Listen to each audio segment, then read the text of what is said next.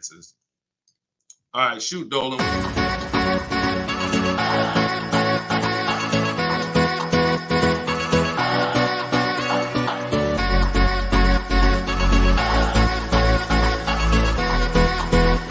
The worst possible thing you could say when you walk into a car dealership. I spent 5 years with Mercedes-Benz, 5 with General Motors, and the worst thing a person could say when they walk in is, if you could just get me to this payment, we got a deal.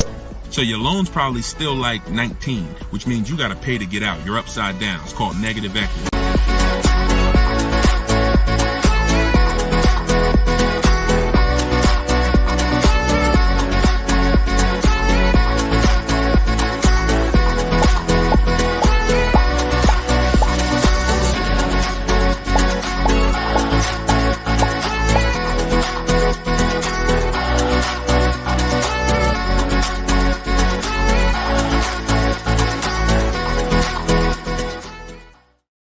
What's going on, everybody? We are officially kicking off episode 1 of Car Shopping Questions and Answers.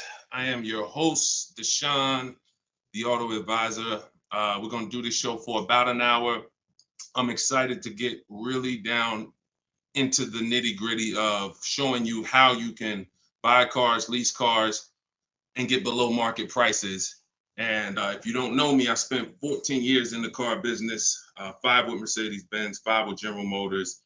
And now what we do is we devote our time and our energy into teaching you how to car shop with strategy, how to understand the things that you haven't been taught to understand. So we do rapid fire Q&A. And no matter where you're at, I want you to start typing your questions. We're live on 4 platforms right now. And this whole broadcast is going to be sponsored by my new book. It's a digital book. It's called Cars from Home: 7 Steps to Saving Time, Money, and Avoiding Dealerships. There's a link in every single post, so you can get your copy at 75% off for the next 30 minutes. But while we're here, let's go deep. And everything I'm going to be teaching you is going to be out of my book. And all of your questions are going to be answered in one of our 7 steps. So start typing your questions. I got my man Dolan in the background. I see a lot of people on TikTok, but I don't see the questions coming in on TikTok yet. And TikTok, y'all usually are the ones that send the questions the fastest. So let's get these questions up. And so Dolan can start loading them onto the show and we can get down to business. So Dolan, kick us off when you're ready. 75%. Yes, 75% off is today, SS. That's from YouTube. Yes, you can get it for the next 30 minutes. It's normally $97. But it'll be in your inbox in about 5 minutes at 75% off. So let's go, Dolan. When you're ready, if we've got the first question, let's kick it off. Okay, this one's from YouTube. Hello. Thank you for all your advice. We're looking at the car on Copart, and it was a salvage title. What is your experience with these types of auctions? So I don't get into teaching about salvage titles. I'm going to tell you why. I consider that to be like foreclosures. I'm not telling you that there's anything wrong with these cars. What I am saying is they're like foreclosures in real estate, which means you should be learning from someone who actually lives that life every day, because there are many risks. When a normal person starts entering into a high risk market, the rewards could be high, but also the risks are high. So I would tell you to find someone who's buying salvage titles, buying at auction, and learn from that person. Okay, go ahead, Dolan, shoot the next one up. Okay, this one's from Instagram. I got a lease with Nissan, not looking to go back to Nissan. Should I buy it out and then trade the vehicle in for what I want? This is a great question. First of all, can everybody hit the share button? And if you're on TikTok, can y'all just start tapping the screen and light this up? Because we want to set people free, and it takes all of us to do this. It takes the people who are committed to this mission. You want to save money. You also want your friends to save money. Tag somebody. They'll thank you. So this is a great question. The only time it makes sense financially to buy a lease is when you're keeping it another 8 years. I'm going to tell you why. I'm teaching something called the 8-year rule, because what you guys have to learn is the unseen expense. The unseen expense is depreciation. That's the expense you haven't been taught to see. You haven't been taught to focus on it. It's depreciation. That's the reason why when you buy a car today for $30,000, tomorrow, if you tried to sell it, it's not worth 30,000 anymore. It's worth 25. It's worth 24, whatever. That's depreciation. So when you keep your car long term, your car's value goes down like this. But when you keep it long term, the depreciation starts to level out. When you buy your lease, all you're doing is buying a pre-owned car. That's all you're doing. Yes, it's a lease that you had, but you have to start seeing it as it's just a used car. So you want to ask yourself, should I buy a used car and then turn around and sell it? That's what you're talking about. Now, Coach Mojo, we don't buy leases. What we do is we see if we can sell them for a profit.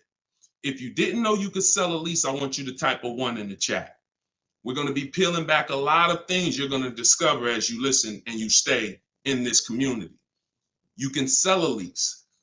Most of you have heard of the term lease with the option to buy, but you're not familiar with lease with the option to sell. You have those rights no matter what. 9 times out of 10, we're going to exercise our option to sell.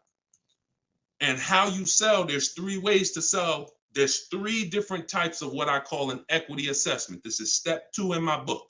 You must do an equity assessment. If you have ever dropped your lease off to a dealership and you haven't done this, then you could have given them thousands of dollars without knowing.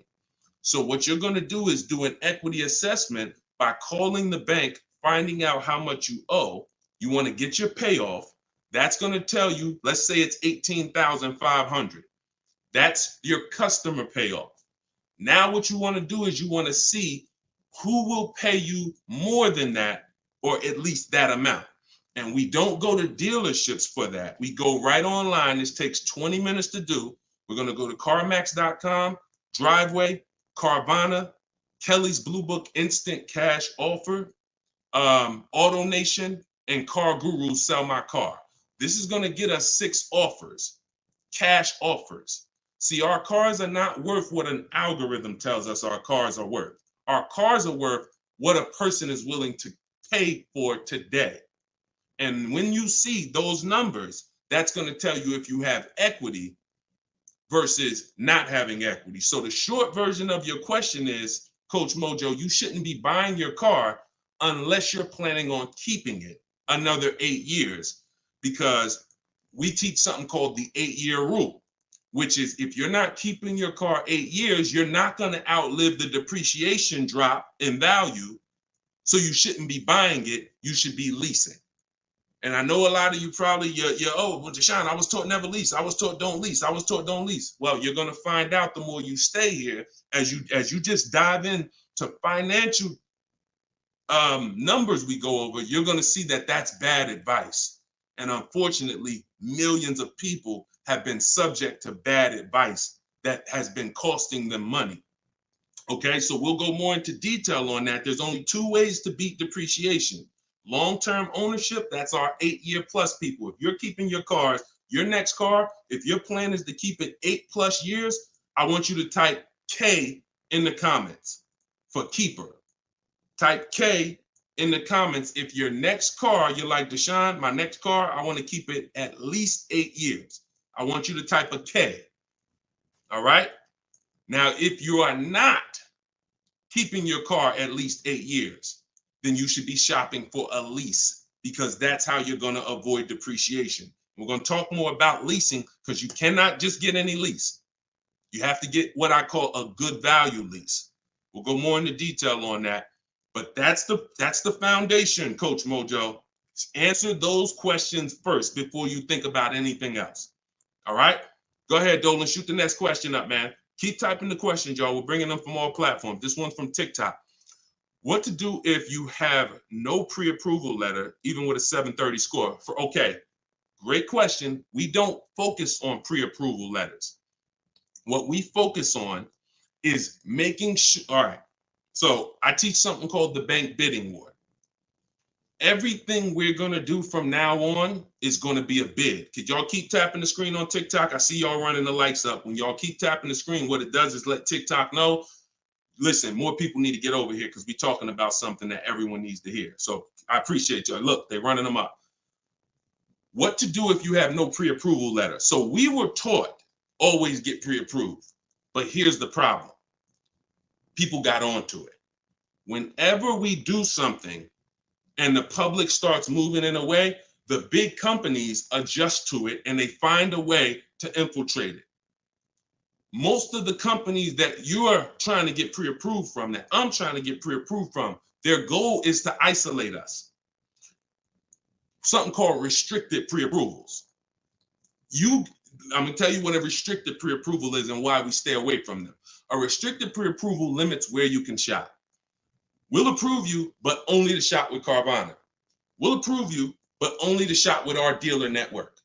We'll approve you, but only to shop with a drive time dealer. Because a pre-approval is the whole purpose when you learn how we shop, which is to shop wide. When you start seeing to shop wide and get multiple offers and see the entire 100-mile radius within where you live as a huge market where people are competing to sell you a car, you'll start seeing why we never want to deal with a restricted pre-approval. So what we do is we use something called the bank bidding war. The only way, how many people have asked themselves, did I get the best interest rate? Type dollar signs. If you've asked yourself ever, you bought a car and you said, did I really get the best interest rate? Type a dollar sign if you've wondered that. See, the only way to get something we call price assurance, which is to guarantee. See, these are powerful words that I want you to add to your vocabulary when you're car shopping. We need to guarantee that we got the best interest rate. How do we do that? Getting bids. Experian wrote an article. They allow you to have multiple lenders pull your credit with a hard pull and compete and give you rates within a 14 to 45 day period. Now, don't ask me why they say 14 to 45 days. That's the window. I'm going to teach you how to do it in a way where it'll only take you 2 days and you're going to let tons of people run your credit and you're going to guarantee you got the best rate, and it's going to weigh on your score like one hard inquiry. So if one hard inquiry would have dropped your score 9 points, natural. We buy a car, a hard inquiry is going to drop our score. That's natural. But we're going to get 20 hard inquiries and it's going to drop our score the exact same way. This is how it works. You do not let anyone run your credit under any circumstances until after you find your car.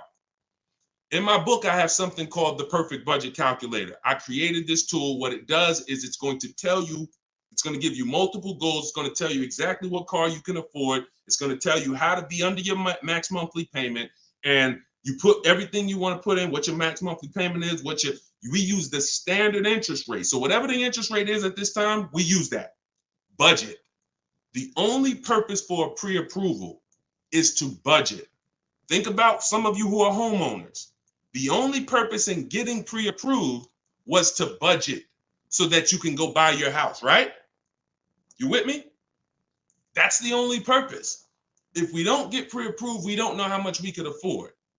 So when we do, what we do is we take the average interest rate, and that's what we're going to use to estimate our payments. This is in my book. See, I created technology.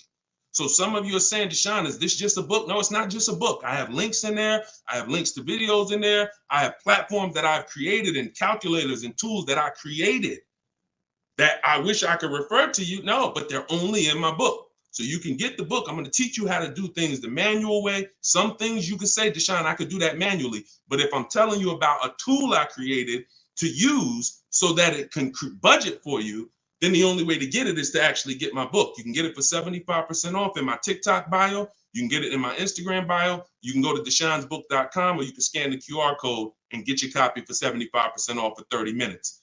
But when you budget, you know exactly how much you can spend on a car, and you go find your car under that budget. The Perfect Budget Calculator is going to give you multiple goals.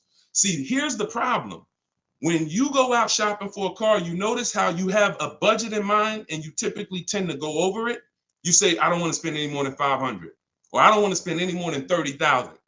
But you usually end up going over it because you don't factor in tax. You don't factor in how long the loan, you don't factor these things in. Okay, well, how much? They said I'm pre-approved for $30,000, but what does that equate to in a monthly payment? It's broken. It's a broken system.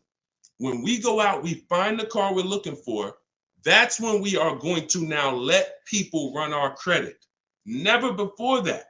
We go out, you find your best deal on a car. That's when you come home and you let multiple people run your credit and fight it out to give you an interest, to give you a loan. See, because if you open up, if you let people run your credit before this, now they're going to give you a time limit. So even this is all answering this young lady's question about pre-approvals. The reason why they're garbage is because if it's a hard pull, they're garbage, because now they've started that window that I told you about. You got 14 to 45 days and it starts to count down. Now you're trying to rush and find a car. Some of us, it might take us 3 months to find the best deal on our car. If you got a pre-approval and the time is expiring, you're shopping with your back against the wall. Second reason it's garbage is because once they give you a pre-approval, you are now tied to them and you don't have the opportunity to bid, and it's just garbage. So do what I'm telling you to do. When you find your car, that's when you're going to come home and you are going to now let people run your credit, and then you are going to let the dealer see if they can beat it. See, this is a must. I know you may have been taught, oh, I don't let that dealer run my credit. No, make them compete. The bad part is when a dealer is trying to give you an interest rate when you have no offer. That's bad.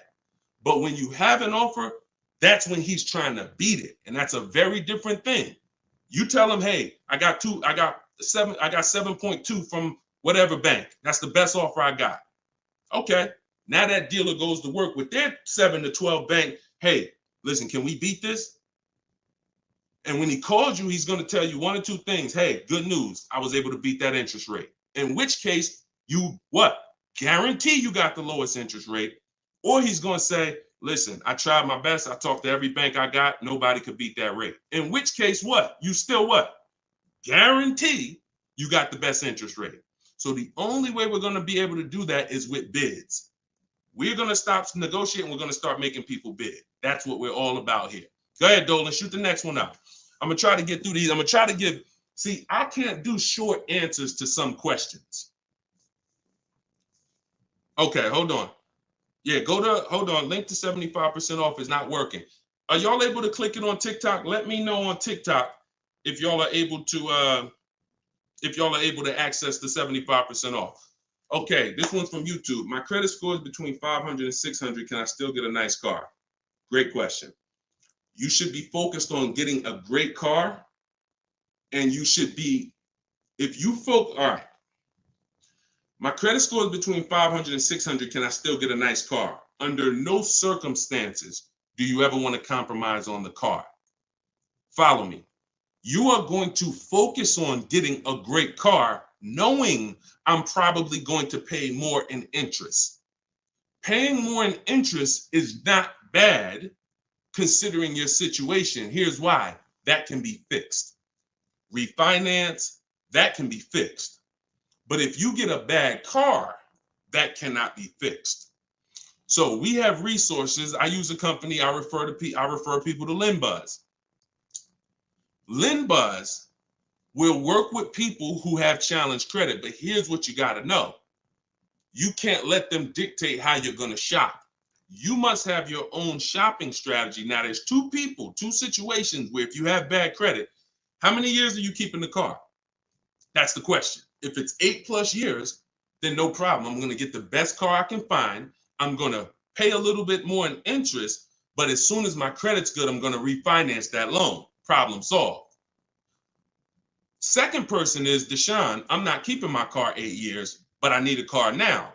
Perfect. You should be trying to set yourself up for a lease in 2 years, in which case you want to get the least expensive car that you can get a loan on. 10,000, 12,000. You're going to use that perfect budget calculator, or you just want to say 10 to 12,000. You're going to try to find a car in that range. I'm going to tell you why.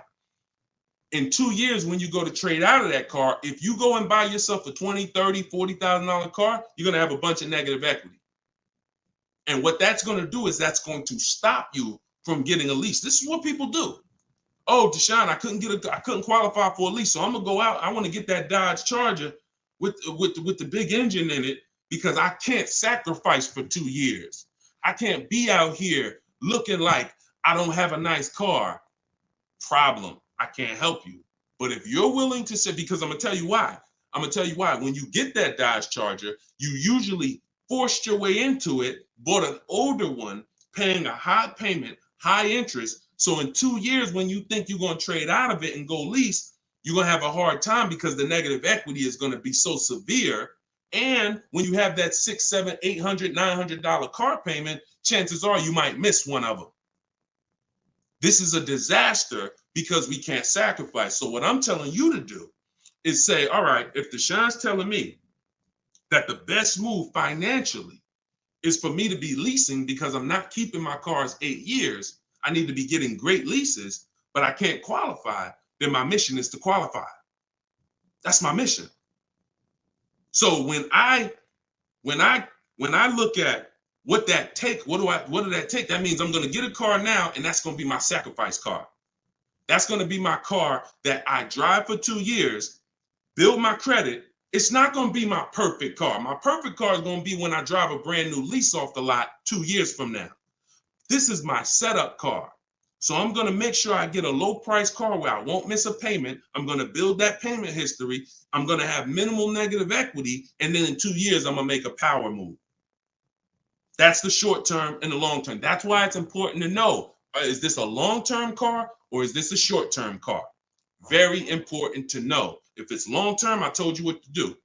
You buy a car, refinance later. Short-term, you should be setting yourself up for a lease in 2 years. Buy yourself an inexpensive car, low loan, small loan, and get ready to trade that in 2 years. But you must get a great car in either situation. You can't sacrifice the quality of the car or the whole plan goes to hell.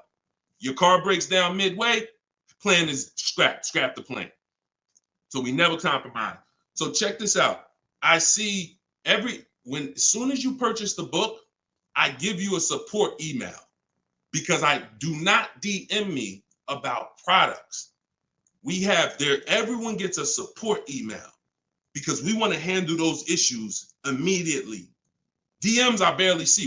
Thank God we got 2 million plus followers. I can barely see DM. That's why as soon as you get a book, I say screenshot this screen. If you don't get that book within 5 to 10 minutes, check your spam, check your junk. Then you go and you contact support and we'll make sure we email you that copy manually. Okay, because that's what we do. Don't DM, use that support email so we can make sure we take care of you. All right, shoot the next one up, Dolan. Great questions so far. What would dealers try to sell you a car that has issues? Don't sign up for these answers. That's why does the sun rise in the east and set in the west? Some questions are not worth trying to answer.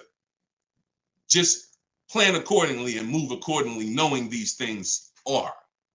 If the people who are supposed to be taking care of you with cars are not educating you, are not moving with integrity, then you better be educated. Remember that. If the people who are supposed to be taking care of your money, when you come to buy a car, lease a car, that's a $10,000 to $100,000 transaction, some of you. If those people are not moving with integrity, and you cannot guarantee that, a smile doesn't guarantee that, talking nice doesn't guarantee that, you better be educated. And the people who are going to move like the way we're going to move, the way you're going to move if you're listening to this, the way you're going to move if you have my strategies in my book, the way you're going to move when you learn how to car shop online and make people bid, you're going to be educated where no one can take advantage of you. You're empowered. You're the one in control. You're the prize. You're the one people are competing with to earn their business. And that's what I want for you. All right, go ahead, Dolan, shoot the next one up. Just keep typing your questions, y'all. We're bringing them in from all platforms. Hello, I put a down payment on a car 45 days ago. They gave me the keys, and now 45 days, the dealership says the bank doesn't want to do the deal. The bank says they never said that. Do I take the car back? Reach out to the bank. If the bank has an account for you, then that account is in stone. If they have your name and they have your name on an account number tied to that car, then it doesn't matter. They could be trying to bring you back and trade that car and do another transaction, which is legit if you fall for it. You get what I'm saying? If you bring that car back and switch it, then let them trade you out of that car, sell you a different car, That's another transaction. But if you have an account number with that bank, then that means that bank is that deal is signed and sealed. That's what you got to make sure, Empress. Go ahead, shoot the next one up, Dolan. This one's from Facebook. I'm about to begin the process of buying a car from a dealership. They're offering me a lowered payment if I go with one of their lenders. Are there any ways to save on this deal? So, have you gotten bids? See, did they look? You were programmed to be loyal to dealers. I'm from the industry. I was in the industry for 14 years. I'm teaching people all around the country. We have over 8, close to 8,000 customers that have used our stuff and used our products since 2021. We have data from all around the country. There is absolutely no way that you're going to get your best deal ever focusing on one dealer. That would be like you going into a supermarket and say, hey, no matter what the price of this item is, I'm only buying it from this brand. Or you saying, oh, I'm gonna buy a TV. No matter what I'm just gonna walk into Walmart and whatever the best price on the TV is that I see, I'm just gonna take that. I'm not gonna look online, I'm not gonna look on Amazon, I'm not gonna look on Best Buy. I'm just gonna walk into one store committed to try to get a deal with that store. That's the same thing you're doing. Could y'all keep running the likes up on TikTok, keep tapping the screen? If you're getting value out of this, I appreciate it. We don't do that anymore. That is a recipe. And look, I'm going to tell you something, and I hope you don't take offense to it. Our grandparents shopped like that. In what way in 2024, 2025, almost, 20 years, 30 years after the internet's being invented, you're still shopping like our grandparents shopped? Does that make sense? It makes sense when you're like, yeah, Deshone, that's what I'm doing. But it doesn't make sense in the grand scheme of why am I doing this? It's because that's what you were taught to do. That's why I represent unlearn, relearn. You can't win with what I teach unless you're willing to scrap all that bad knowledge. We don't buy from one dealer. 3 transactions that people have been, I'm gonna break this down real quick in literally a second so y'all understand. There's 3 transactions that you've been taught to give to car dealers. 3. Buying your car from them is one transaction. Who you get your loan from is another transaction. Who you sell your old car to is a 3rd transaction. And many of you have been taught to give the dealer all 3. Meanwhile, there are people who only want to give you a loan. They don't sell cars. They want to compete for your loan. There's other people who want to buy your old car. They don't sell cars. They want to buy your old car. Y'all get what I'm saying? Type a Y for yes, if you're understanding that you have to start breaking these transactions into their own transactions. You can't maximize and guarantee you're getting your best deal mixing 3 transactions or 2 transactions into one. You can't do it. We're breaking them up. And now once we break them up, how do we guarantee we get the best offer in each one? Bids. So you understand? So what we're doing is we need to see our old car, our old lease, our old car that we have that we're replacing. Who I'm going to sell that car to is one transaction. And whoever's going to win the bid gets the car. Who I'm going to get my loan from, that's another transaction. And whoever wins the bid gets my loan. Who I'm going to buy my car from, that's another transaction. And who's going to win the bid gets the car, gets to sell me the car. And we do this in 60 minutes. See, what you're going to see, watch this. Let me show you Frina. Frina just picked up her Jeep last week. Look at the deal she got. This is why you're never going to get these deals walking in the dealers. You're never going to be able to guarantee your best deal walking in the dealers. You're going to sit at home and be in control. Look at Frina's deal. She said, look, I'm a proud graduate. Cars from Home that's our video library. And, like I said, I coach people all around the country. She said, I picked up this baby yesterday. Look at the date. 2024 Jeep Grand Cherokee Anniversary Edition. Followed the program, used all the scripts. I have scripts in my book. I have scripts that we don't talk. Because if you have to talk, you run the risk of messing something up. No offense. I'd rather you type. If you'd rather type than talk, Type of 1. So contact the dealers, seal the deal, $579 a month. Look at the MSRP on this car. She got a hybrid one, $65,000 vehicle, almost 66. Her best deal, who won the bid, was a 0.88% lease. That is unheard of in the world. See, I teach something called the 1.5% rule for knowing when you're paying too much for a lease. The 1% rule has been around since way before I even got in the car business. If you could lease a car for 1% of the MSRP, no money down, no money out of pocket, you stole a car. This is 0.88%. I owe it all to Deshone. Without this program, I wouldn't have had the tools to shop from home. Shopping from home the right way is how you're going to win. Some of you may have tried, Deshone. I tried. It seems hard. Yeah, because once the internet was invented, internet salespeople got invented. And internet salespeople are trained to make it hard. They got to make money.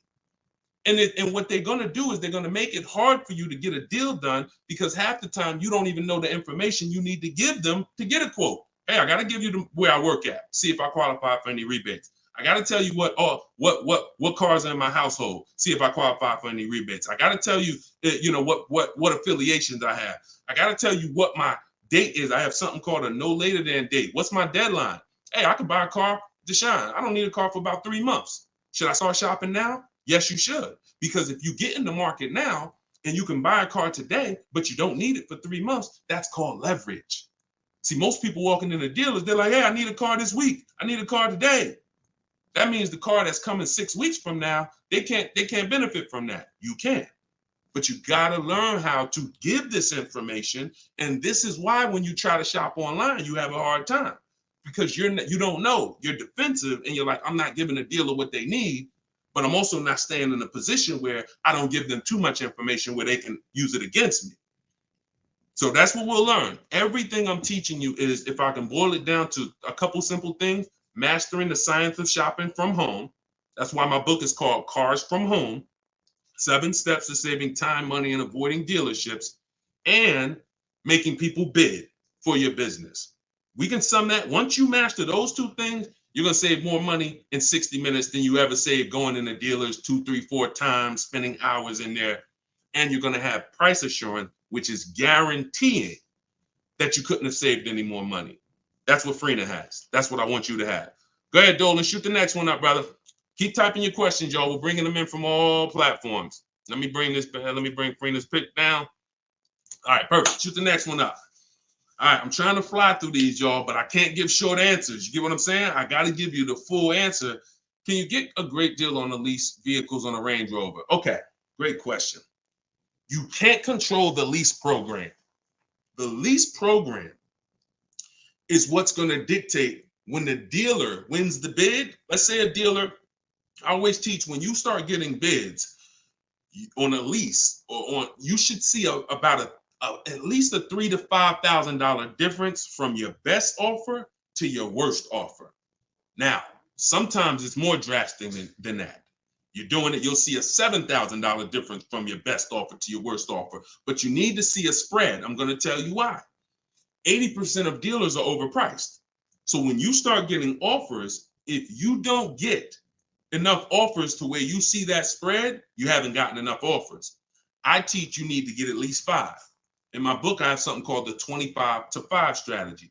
So once the whole purpose of a bid is to find the dealer that's willing to discount the car and sell the car lower than all their competitors.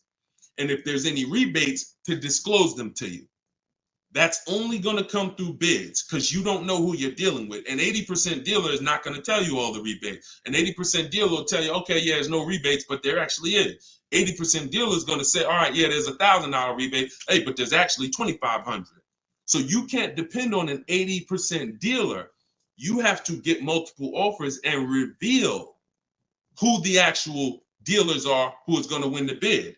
Now, once that happens on a lease, the lease program is in the background. And if the lease program is trash, then you're going to be over 1.5%. And over 1.5% means the payment you're paying, when it's more than 1.5% of the MSRP, that means you're paying too much for a car you're giving back. See, I was concerned to start making lease videos because I knew when people started finding out how good leasing was, they were going to just go into dealers and say, hey, work me up a lease. Problem with that is, if you don't know how to get a great lease, you're going to get a bad lease, sign up for it, and it's still going to be better than your history of purchasing. So you're going to think you won, but you left thousands of dollars on the table. So I don't want to teach you about going after leases until you learn how to get multiple offers so you can reveal the best deals. But what we do is we always with leases have 3 options because we can't control the lease program. And if we can't control the lease program, we need to have a bet. Because look, y'all, there's tons of companies out there that are offering bad leases and people are signing up for them, especially some luxury brands. Every car has a different lease program. Luxury brands will say, hey, we're going to put a bad lease out there because we know we can ego sell people, which means, hey, come on, Mr. Jones, come on. How long you been driving Range Rovers? Man, I've been driving them for 12 years. All right, well, come on. You really gonna leave Range Rover over a couple dollars? Yeah, but I mean, the lease seems kind of high. It seems like, I'd be better off buying the car. No.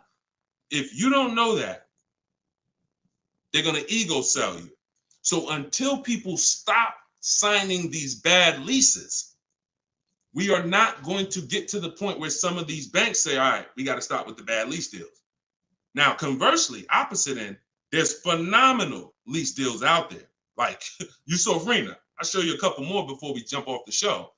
So it's harder to get a great lease deal because there's a lease program. It's easy to get a car if you're buying brand new through bids. Easy to save thousands of dollars. But we can't dictate the lease program. And we're not going to sign I will never say to you, sign a bad lease. Dealer will tell you, oh, look, I'm beating all my competition. Phil, man, look, I'm saving you like $6,000. Man, I wish I could lower the payment, but the lease program's not good. That's okay. That's why it only takes us 60 minutes to get these quotes. We don't want to spend hours to find out it's a bad lease program. We pick a car, we get our bids. Within 2 days, we're going to know if it's a bad lease program, in which case we move to our Plan B vehicle. Okay? So everything I'm teaching is out of my new book. It's called Cars from Home. It's a digital book. It's called Cars from Home, 7 Steps to Saving Time, Money, and Avoiding Dealerships. Your goal is to master the science of car shopping from home and to start making people bid for your business. All right, that's everything it's going to show you in 7 steps, and you can get it for 75% off in my TikTok bio, or you can get it in my Instagram bio, or you can get it in my you can go to deshonsbook.com or scan the QR code. Go ahead, Dolan, shoot the next one up. This one's from TikTok. How do I get out of negative equity? 3 options for negative equity. That's it. And after I tell you these 3 options, I need you to know the cause. The cause is super important because I can give you a Band-Aid, but if you don't know the cause, you're going to continue to be in trouble. 3 options. 2 lead to a new car. 1 doesn't. Negative equity is the bad credit to people with good credit. Because if you have too much, it will stop you from getting your car. So your first option with negative equity is to pay it off. Here's what happens. You want to use that equity assessment process that I told you about a little while ago. You're going to call your bank, find out what you owe.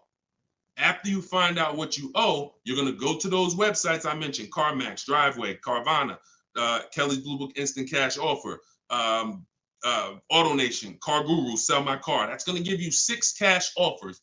These people are bidding on cars every day. They usually put their best offer out there. In 30 minutes, you'll have 6 offers.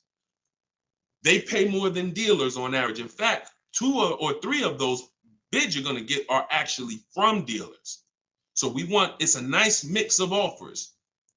3 of them are from online car buyers, CarMax, Driveway, Carvana. 3 of them are from car dealers, local car dealers. So it's a nice mix, but they're bidding. That's going to lead to the least amount of negative equity because remember, when you get bids, you're getting the most value. You're getting the most savings. You're getting the most money when you are getting bids. So let's just say you pull your payoff in at $16,000. Your highest bid is $14,000. That means you have a $2,000 negative equity gap. You are much better off coming up with the $2,000 and paying that car off and going into your next transaction clean. That is the best way to go. Because now, if you can't do that, I'm going to tell you why it's the best way when I tell you the second way to get out of negative equity. If you can't pay the difference, then that means you must bring that car.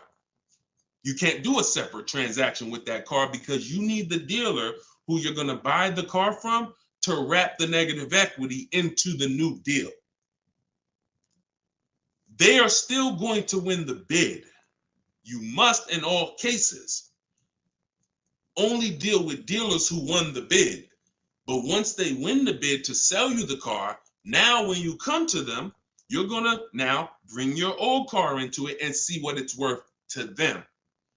When you see what they can pay for it, you're going to see in most cases, it is not going to be the highest number you got from the online buyers.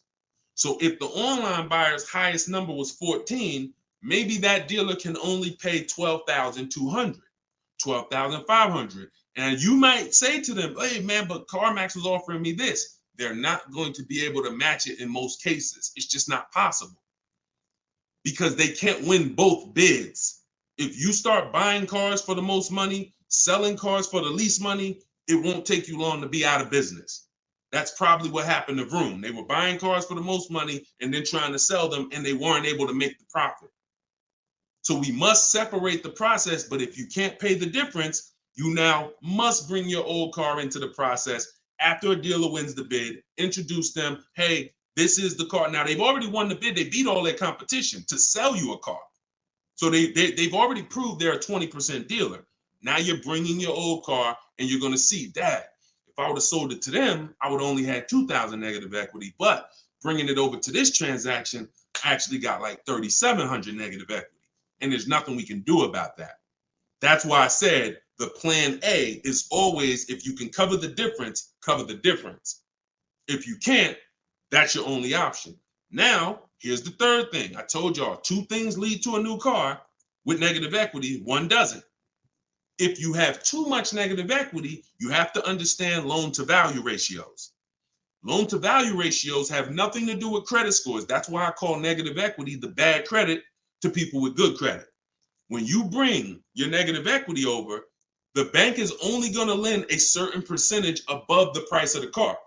So if the price of the car is 30,000 and you have good credit, the bank might only lend 36. They might only lend 20% more, 25% more than the price of the car.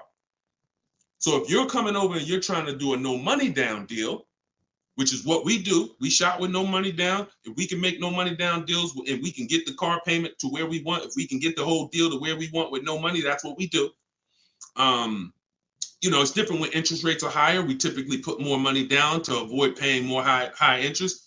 But when it comes to us shopping, we always shop with no money down.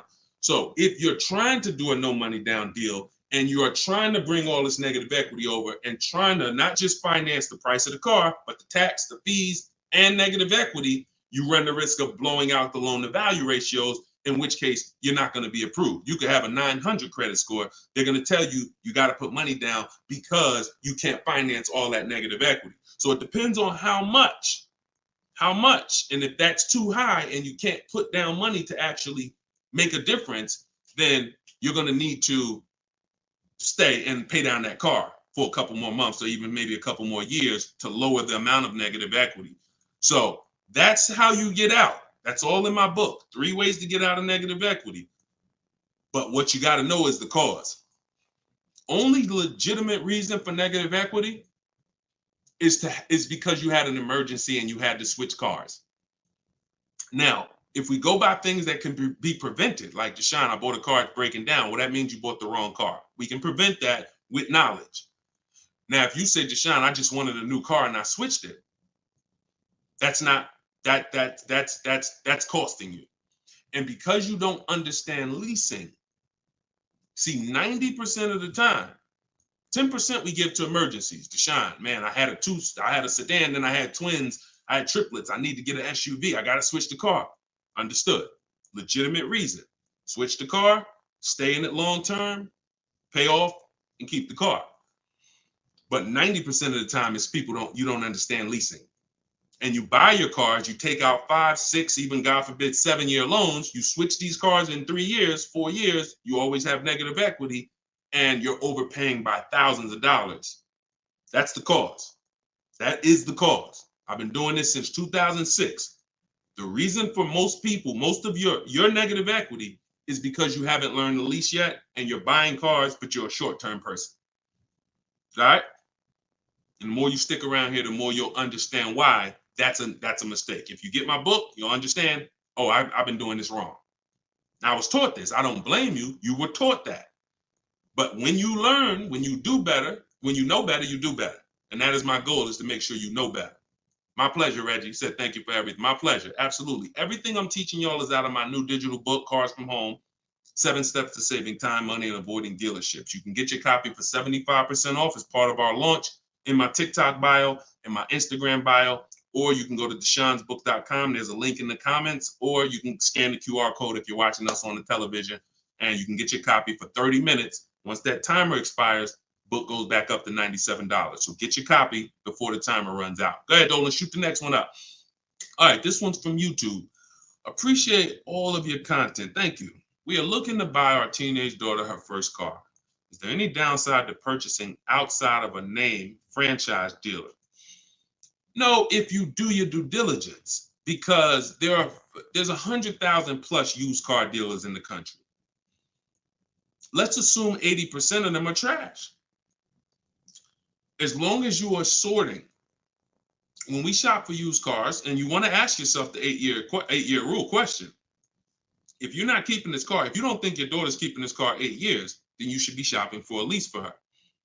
Now, if you say the only difference, there is one exception to the 8-year rule for those of you who are buying inexpensive used cars. $10,000 used cars, $7,000 used cars, that's different. That's different. I call these smart cars, not the little smart cars. It stands for saving money at the right time. So if you're buying these cars, my brother does this. He buys pre-owned cars. He gets them $10,000, $7,000, $5,000, and he drives them. He pays very little money. Sometimes he sells them and makes a little money. That's different. But the mainstream cars, if you're not keeping them 8 years, $15,000, $20,000 used cars that you're buying, you're going to see the 8-year rule is the gospel. You should be buying cars if you're keeping longer than 8 years. You should be shopping for aggressive leases if you're not keeping 8 years. So let's assume you're going to keep this car 8 years. When we are buying from used car dealers, y'all, we are absolutely shopping 100-mile radius, at least. That's usually where we start. And then we're going to search, and we're going to narrow down based on title history, based on service records, based on accident history. And then we need to verify that the price that they advertise online is legit, because there is something going on right now. It's been happening for a few years. They know you're looking for online prices. So what they do is they put a price online that they don't intend to honor. So the first thing, so we narrow it down based on those things. And when we get to this final step where we got our top 3, top 5 choices, we need to see who's going to do bogus fees, who's going to try to hit us with bogus fees, in which case we eliminate them. And then we narrow it down to the best one. And we need to pull the original. Listen, who's going to be buying a used car? I want you to type a U. If your next car you're keeping for more than 8 years is going to be a used car, type a U in the comment. In the comment section. Or if you've purchased a used car in the past, type a U in the comment. Type a U in the comment. Okay, Snowman, I see you. Felicia, I see you. Miss Bambi, I see you. Reginald, I see you. Okay, so we got a lot of people. Okay, all right, we got a lot of people who are going to be buying a used car or have bought a used car in the past. What I just told y'all is how we're going to talk about how we're going to get a quality used car. Plus, I do something, step 4 in my process is we have to do a longevity check. Some of these cars have data that shows they don't last more than 80,000 miles before the transmission goes out. If you don't know that, then there's nothing you can do but be surprised when the transmission goes out at 78,000 miles. So we always want to do a longevity check on Google. We search these things. But the other way, what I just told y'all is how we make sure we're getting a quality car. Accident, title history, service records, accident history. But when it comes to now the value, Deshone, how do I make sure I'm actually getting a great price? How do I make sure that the car I'm buying is the best price in the market? We need to know the original price of the car. We need to know what the car was brand new. Because what you've been taught is to focus on what the website tells you. Is this a good deal? Great deal, below market. Because websites, their job is to be accountable to the people paying them. And if they were telling you that this car that you're looking at for $30,000 was originally $38,000, and it's actually only being discounted $8,000 from when it was brand new. If they were telling you that, then no one would be buying those cars, in which case no one would be paying them to list their cars on those websites. So they're not accountable to you or me. They're accountable to who pays them. So we find out through the window sticker what the original price was. Carfax has agreements with some brands where they will actually give you the original window sticker, but we must get the original window sticker. And when we get the original window sticker, that's going to tell us the discount with something I call the true value percentage. We created this. The true value percentage is the discount from the price when it was new. And that's all that matters when you end up choosing a car. Give you an example as we wrap this question up. If you're looking at three Honda Pilots. You've narrowed it down to 3 Honda Pilots. They're all within $1,000, $1,500 of each other. One's $30,000, one's $30,500, one's $31,000. Similar mileage, similar title history, similar everything. We get stuck right there. We don't get stuck when we get the original window sticker and we see that one of those Honda Pilots brand new was $45,000. One of them brand new was $49,000. One of them brand new was $53,000. You see how immediately access to that information separated the value? They all look similar. Type $signs if you got that revelation. If you understand that just that bit of information, I'm looking at 3 cars, they all look similar. Dag, they all look good, similar mileage, similar price on these websites. Which one do I pick? Man, I'm stuck. Knowing the original price, one's 46, one's 49, one's 53. The one that's 53 immediately becomes way more valuable than the other 2. That's what we're talking about. See, it's my job and my mission is to show you how to car shop online, show you how to master the science of car shopping online, show you how to make people bid for your business, and to show you where the hidden money is that you have not been trained to see. Everything I'm teaching is in my book. I don't hold back on these lives. You guys could tell. But if you're like Deshone, I want all this information in one place. I want to be able to use this as my car shopping Bible for the rest of my life. Digital book, Cars from Home, 7 Steps to Saving Time, Money, and Avoiding Dealership is in avoiding dealerships in my TikTok bio, in my Instagram bio, and it's 75% off as part of our launch. Get your copy, use it, and win. All right, let's go, Dolan. Shoot the next one in. Great questions today. Let's go. Keep typing them, y'all. We're going to try to get through as many as possible. How many miles can you drive a leased vehicle? Great question. Many of you were taught that you have to take what they give you. Or some of you were taught they only do 10,000 miles a year on a lease. All of that was bad information. You pick the mileage on your lease, and there are leases that go up to 30,000 miles. Now, some of you might say, well, who drives 30,000 miles a year? Who drives 25,000 miles a year? If you drive 25 or 30,000 miles a year, type HM in the comments for high mileage. So when you think about that depreciation curve that I told you about, your car's value normally, if you're a normal driver, your car's value goes down like this. If you're a high mileage driver, your car's value goes down like this. And so the mission is always to avoid the unseen. This is the unseen expense. I want you to always keep this in mind, because as long as you keep this in mind, buying versus leasing is going to be paramount to you, because you want to avoid this. If you're buying cars 2, 3, 4, 5 years, switching them out, you're switching them out when they're losing the most value. But long term, the value cools off, the depreciation levels out. You don't lose as much value over the years. Some of you have cars that's been outside for 8, 9, 10 years. That car is going to be worth about the same amount it's worth today, a year from now. You've won. That's the goal, to get to that level. If you're buying, if you're like Deshone, I'm not keeping a car 8, 9, 10 years. I'm not going to ever reach that level. Then you should be shopping for leases to avoid the depreciation hit. So when it comes back to 83rd degrees question, you can tailor a lease up to 30,000 miles a year if you want. And here's where I learned this. I was a manager at Hyundai for 6 weeks. Guy came in. He was returning his lease on a Hyundai Sonata. I was doing the lease return for him. And I said, hey, you leased this?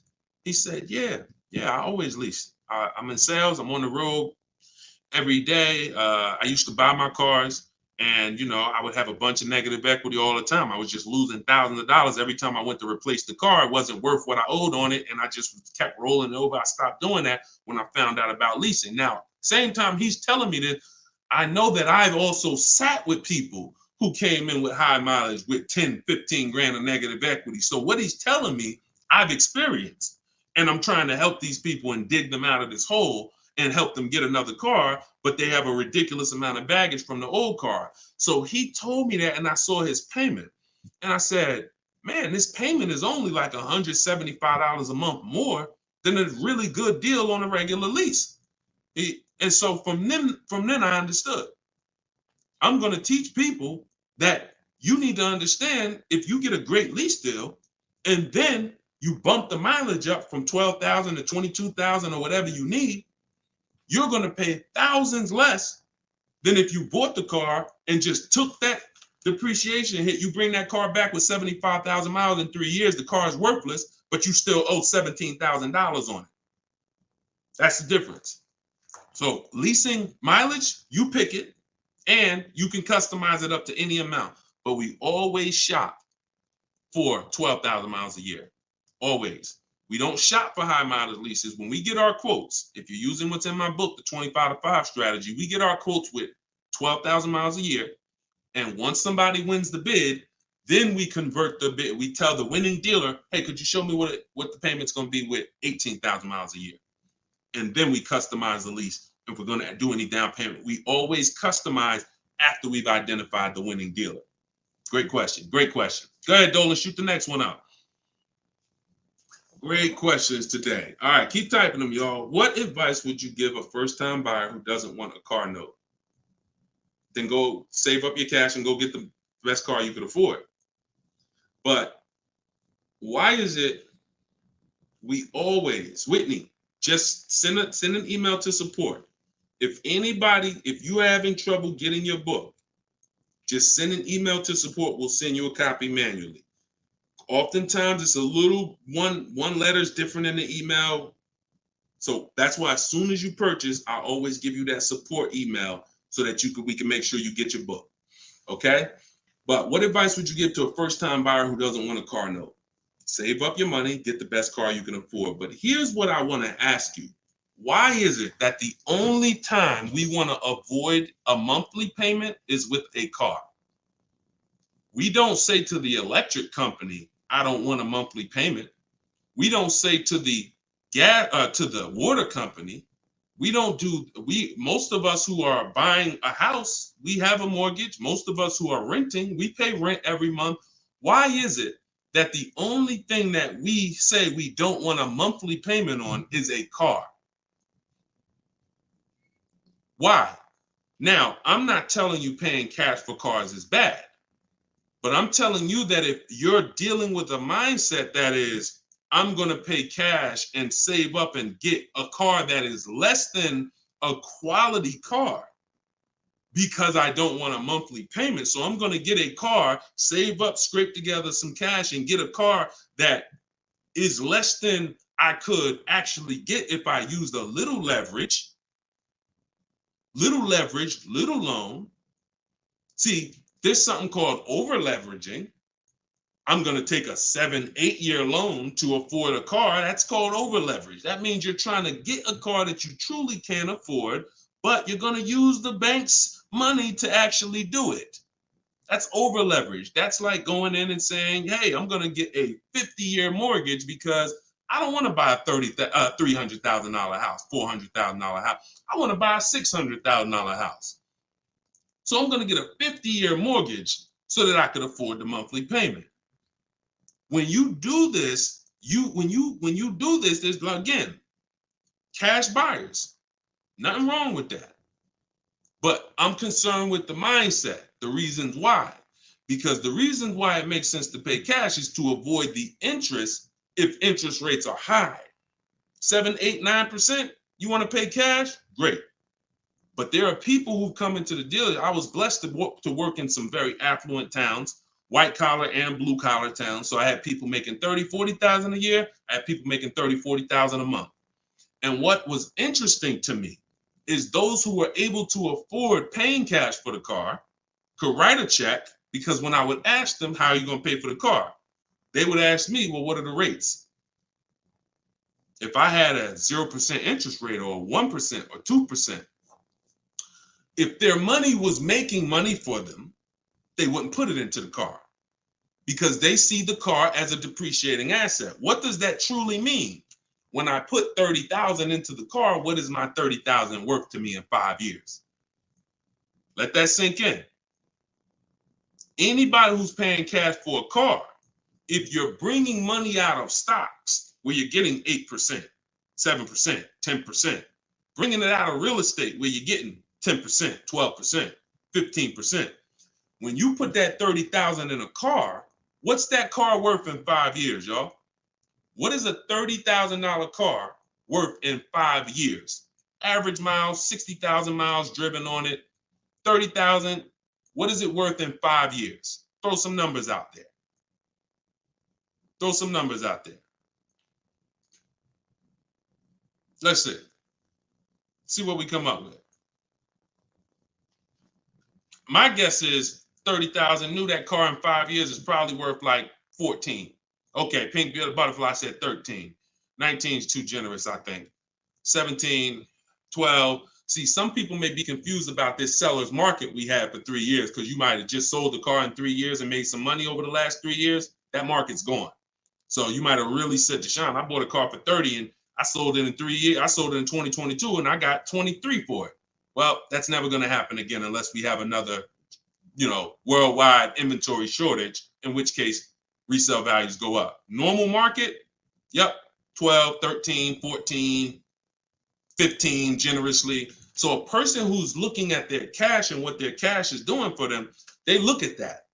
I put that money in my car, 30,000. That money could have been in the market, and that 30,000 in 5 years could have earned me another $6,000 of interest, $7,000. In which case I'm up. But at that 30,000 in the car is worth now 15 or 14. So these are the things. I don't teach one size fits all. I teach custom. I teach it depends on what you're doing with your money. If your money's invested and interest rates are low, then leverage a little bit. If your money's not invested and you're like, Deshone, I got my money in the mattress, I got my money in the bank, I'm not really doing anything with it. All right, pay cash, keep things low. Keep things low. If interest rates are high, pay all the cash, higher down payments, get the loans out of here faster. That's why, see, one size fits all car buying advice, I hate. That's what has failed you. This one size fits all formula. Everyone should do this. Everyone should pay cash. Everyone should get a used car. That one size fits all, no one should lease. One size fits all formula fails every time because it doesn't take into account real finance. All right, go ahead. Great question. Go ahead, Dolan. See, and I'll answer the question and then go into a little spin-off answer. All right, this one's from Instagram. If I want to keep my car for 8 years, should I finance the car? Absolutely. The goal is to get the best car and the best value. So if you can't pay cash and you say, I want to get a better car, what I teach is when you start budgeting, you are going to now see, can I get a new car or is my budget for a used car? The goal is to get everything you need. And really, if you could get everything you want, even better. What's the difference, Deshone? Well, needs is I gotta have 3 rows because I got 4 kids. Needs is I need a car that has enough power to get me on the highway because I'm on the highway a lot and I can't have an underpowered car. That's a need. A want is, I want the leather, I want the big sunroof. So you must get all your needs at all times. You cannot sacrifice needs. I want y'all to put these two things into very important buckets, needs and wants. Needs and wants is the goal. Once the budget gets compromised, once you get out there, if you see I can't get the car I want with everything I need, everything I want, the wants have to scale back. The wants have to scale back, not the needs. I had a woman walk in the Mercedes when I was there, and she was like, hey, I want the big truck because I got kids. I need the 3 rows. And once we worked out the deal and the numbers, she saw the numbers and she was like, oh, that's above my budget. But what about the 2-row one? What about the smaller one? I said, didn't you say you need 3 rows for the kids? Yeah, you're right. You're right. See, she's about to take a need out to get a want. Does that make sense? So needs and wants are the big things. Needs will make you switch the car because you didn't get what you need. And when you switch the car, you lose money. So when you didn't get what you need, you will switch the car and lose money. If you didn't get what you want, that's easier to bear. Needs is like from day one, this car is not doing what I needed to do. So we must get our needs first. And that's what we talk about. So then you choose, can my budget get me a new car or a pre-owned car? And once you make that decision, you just go out and you're now shopping the market. I use, in my book, I have something called the multiple marketplace strategy. This is when we shop for used cars. We're on all the marketplaces. We're seeing the whole market as one big marketplace. Everywhere cars are, we are looking and we're narrowing it down to our best, top 3, top 5. And then we're taking one across the finish line. You can't get below market deals on a used car until you see what the market is.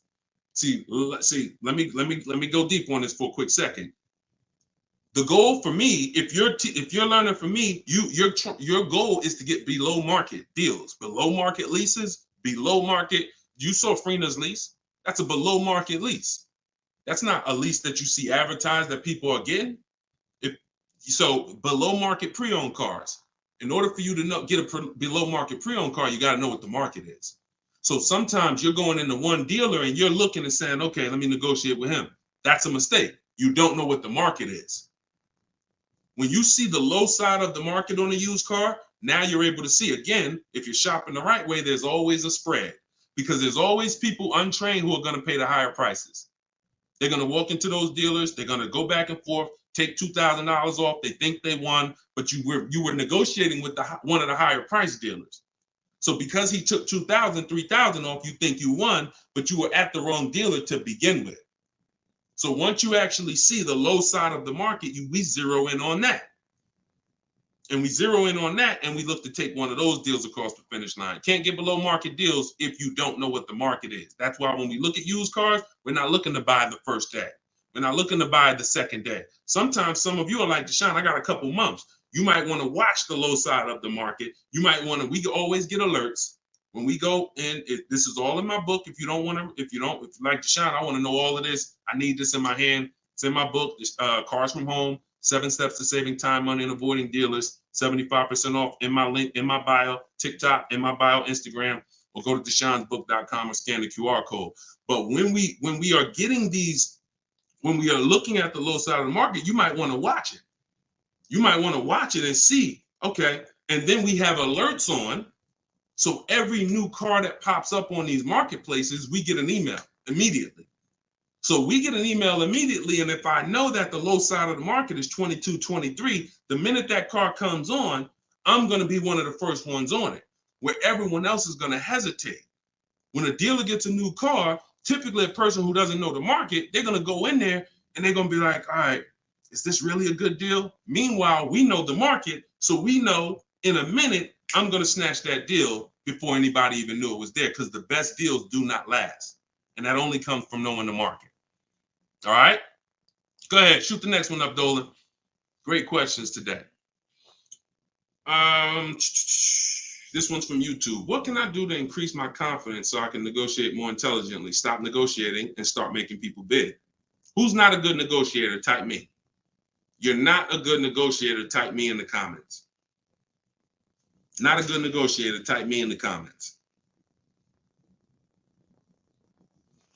Okay, that's most of you. And I'm a good negotiator, but you can't get guarantees being a negotiator. Pay attention to what I'm saying. I'm a good negotiator. I did it for a living, but I can't guarantee the lowest price negotiated.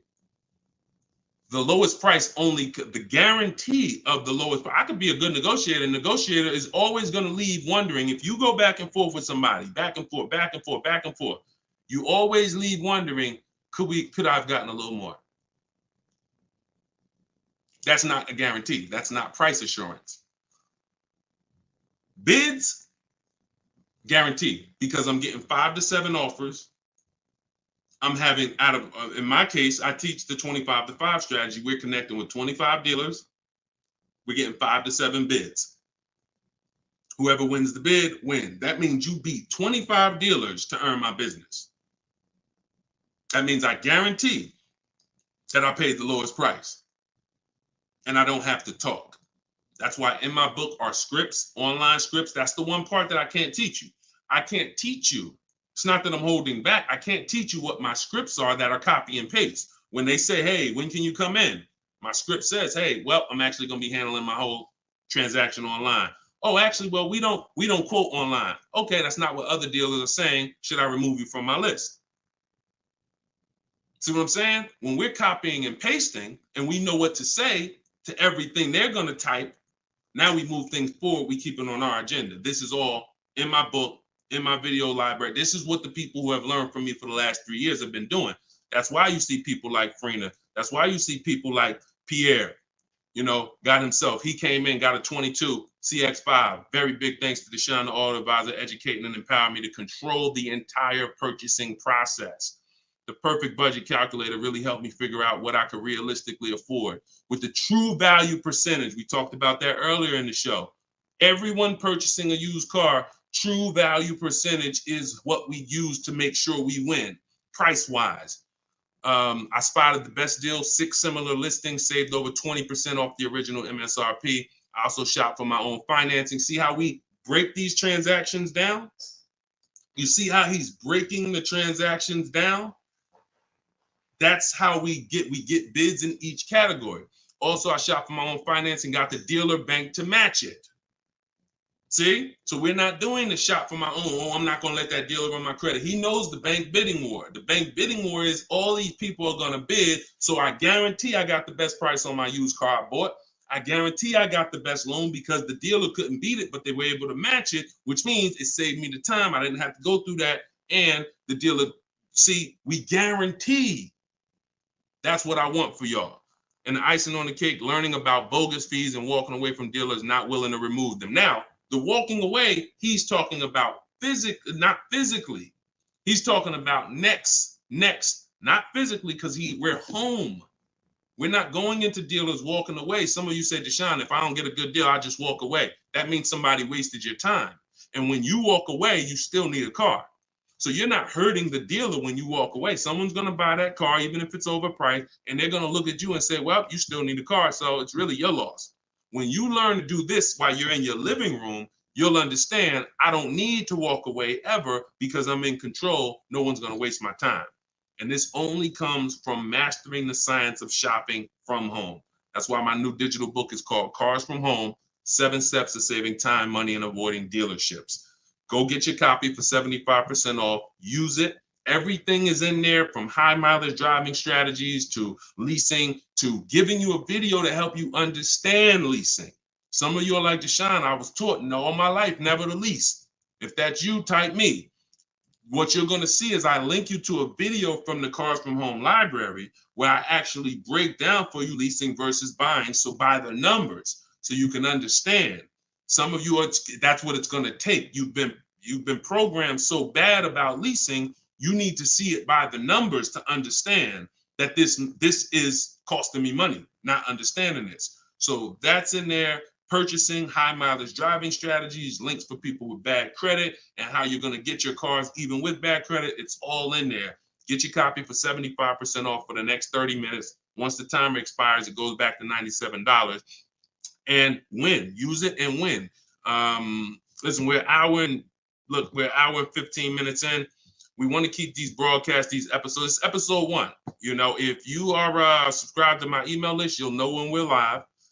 You'll know when we'll be doing these shows, and you can hop on with us. We want to do, you know, because you see all the questions. You know, the only way I could get through all the questions is by giving y'all little short, little one-word answers.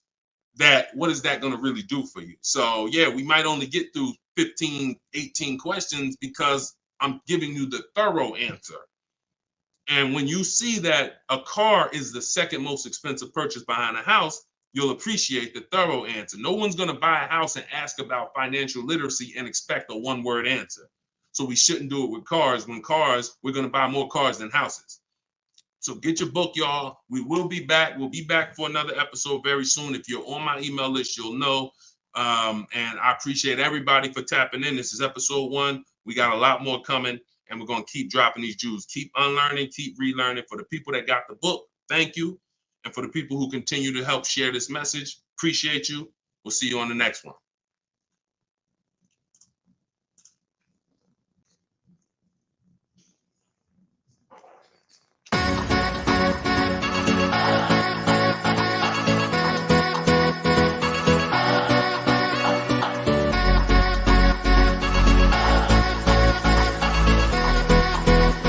The worst possible thing you could say when you walk into a car dealership. I spent 5 years with Mercedes-Benz, 5 with General Motors, and the worst thing a person could say when they walk in is, if you could just get me to this payment, we got a deal. So your loan's probably still like 19, which means you got to pay to get out. You're upside down. It's called negative equity.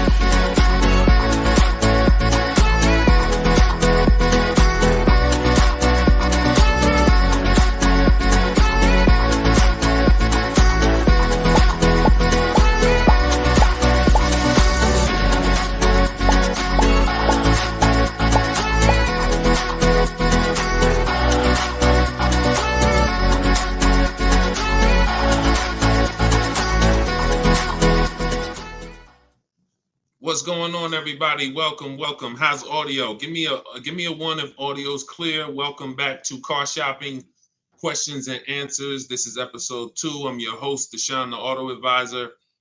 We do these live shows to make sure you know the secrets, the science of car shopping online the right way, and know where the hidden money is. I spent 14 years in the car business with Mercedes, General Motors, and 4 years running my own brokerage, and now the mission is to make you smarter, make you better, help you pay less than everyone else for cars in less time shopping from home.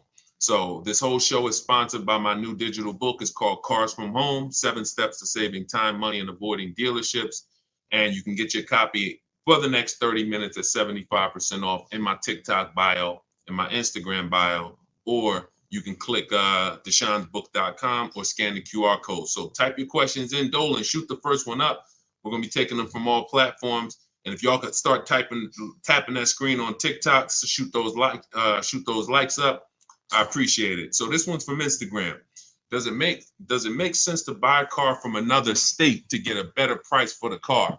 Great question. When you start shopping and getting multiple offers, you're going to see most of your best deals are going to come from dealers far away. Not always, but a lot of times the dealers that you've been buying from, they think they own you. They look at your zip code and they program people to come in. The average person shops 1.2, I think it's less than 3 dealers. So when car dealers know you only are going to shop 2 dealers, then they know they can control you, and they know they don't really have to be as aggressive. Now, when you start sitting at home, like I want you to do, and start letting those offers come to you and start looking at car dealers, like start looking at all the inventory and getting multiple offers, you're going to find most times your best deal's 45 minutes away. Your best deal's an hour and 20 minutes away, because those people are trying to beat their competition. So you're going to find, you get used to that. You're going to step out of the local business and you'll get used to actually getting your best deal. Here's the saying. We'll wrap this question up with this saying. You buy your car from who makes you the best offer, AKA who wins the bid. If you're new here, we make people bid for our business. The more time you spend with me, you'll never negotiate again. You'll start making people bid. And the second part of it is you service your car where it's the most convenient. You service your car where it's the most convenient. You buy your car from who makes you the best offer. All right. Great question. Shoot the next one in, Dolan. Everybody keep typing your questions. I see you. I see you on TikTok. We're going to bring questions in from every platform. Go ahead. This one's from Instagram. Should you buy a car from a rental car sales place like Enterprise or Hertz? First of all, that would be low on my list. They'd have to, and look, I'm not telling you anything's wrong with that. What I'm telling you is that should be low on the list. When we're looking for used cars, rental cars should be low, and they got to be better priced than the cars that are not rentals. So I'm not going to Enterprise looking for what they have. I'm going on market. We use 8 marketplaces, y'all. When we shop for used cars, I have something called the multiple marketplace strategy. Multiple marketplace strategy is like it's you going everywhere, looking everywhere that used cars are. Example, if you were buying a TV, would you walk into Walmart and just say, all right, let me just look at this TV y'all got. All right, y'all want $1,000 for it? But no, you would be online looking at Walmart.com, right?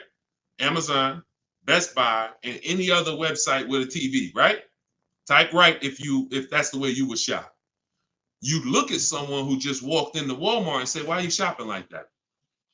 You see, so we bring the same things to car shopping. Same things. You're going to stay at home and you're going to go on these websites. CarMax is in the running. Carvana's in the running. None of these people we buy from exclusively, they must win the what? Let's go. Type fast. I want to see y'all typing. I want to have this conversation with y'all, but you got to type fast. They must win the bid. So CarMax is there, Driveway is there, Carvana's there, Cars.com is there, Auto Trader is there, Car Gurus is there. We even look at eBay Motors. So everywhere they're shopping, they're putting inventory. That's where we're looking. Now, if a rental car place has their inventory listed there, then they're in the runnings. If they have their inventory listed on their little website and they just want to sell local people these cars, no, we're not interested. We're not interested. Great question. Go ahead. Go to the next one, Dolan. This one's from TikTok. Is an extended warranty worth it if you buy your lease? I don't get why so many people are buying their leases. Make it make sense to me. Used cars. If you're not, see, we're finding that a lot of people buying their leases because they actually don't know how to shop. So when you look at the deals that we get, you in the last broadcast I showed you Freena. You've seen Greg, $527 a month, $56,000 Kia EV6. You've seen Taupe, $690 a month. She leased her car, $690 a month, $54,000 BMW. Now I know y'all are looking like there's no money down on these particular deals, and saying, oh well. If everybody's these don't look like the deals I see on the commercial, that's because they're not. You're not going to get great deals looking at commercials. Ignore commercials. But we found that people are buying their leases because they don't know how to shop. And that's not a reason to buy your lease. Because what you're doing when you buy your lease is you're buying a used car. Now, let's just say you're buying this car and you're keeping it. Because sometimes you say you want to keep the car. 8 years, I have something called the 8-year rule. We do not buy a car unless we're keeping it for 8 years. Why? What's the reason? Because the depreciation is going to ruin you. So when you look at somebody like Taupe's paying $690 for a $54,000 car. Every $5,000 a month, every $5,000 that you borrow on a loan is about $100 a month. Depends on the interest rate. For a 5-year loan. 5-year loan. That car would cost somebody about $1,100 a month. She's paying $690. See what I'm saying? So when you look at the fact that that's probably what a used BMW payment would cost her, but she's driving a new one for that. So if we're not keeping our cars 8 years, this should be your mission. Shopping for a deal like this, not buying a used car that you've already been leasing for 3 years, and now you're about to put a loan on it for 5 or 6 years for the balance. Does that make sense? We are not tying up our time in cars. It's only two purposes. I'm going to get a great lease deal, or I'm going to buy a car I'm going to keep for 8, 9, 10, 12 years. That's it. I want to get you from being stuck in the middle. Go ahead, Dolan. Shoot the next one up. People stuck in the middle lose money. Long-term buyers don't lose money. Great lease deals don't lose money. It's those people, if you're stuck in the middle, you're the one losing the most money, and we got to get you from being stuck. Go ahead, Dolan. Shoot the next one and keep typing your questions, y'all. All right.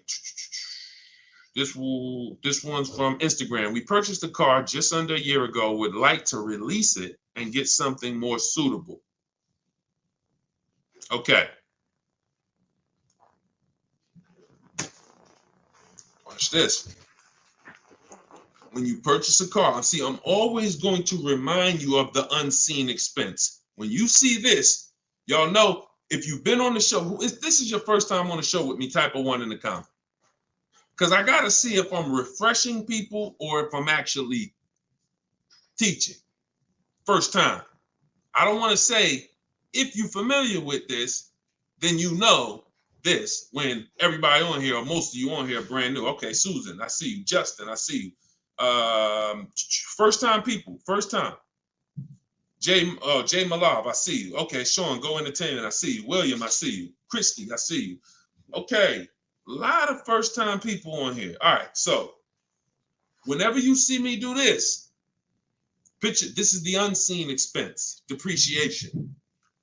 Let's explain this real quick. When you buy a car today for $30,000, what's that car worth tomorrow?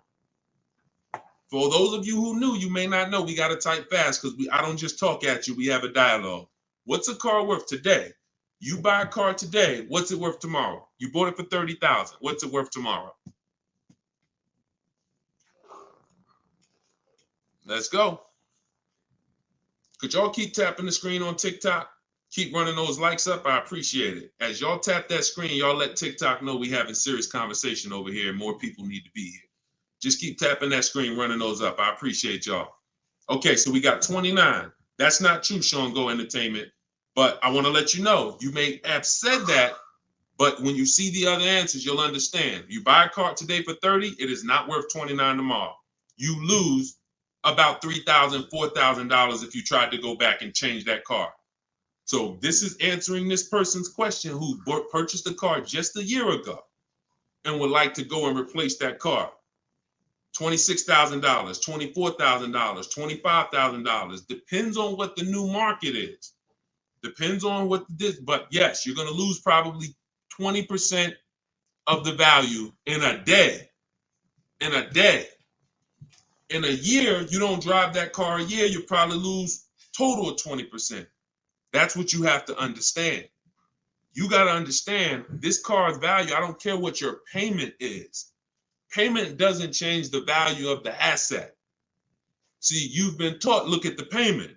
Get me out of this car, get me into this payment. That's why in the intro, some of you saw that video, the worst thing you could do in a car dealership. That video is really what introduced me to the world and letting people know payments can be manipulated, and we don't focus on payments. We want to focus on the asset, the value of the asset. So if you're buying a car, it's going down in value like this, whether you drive it or not.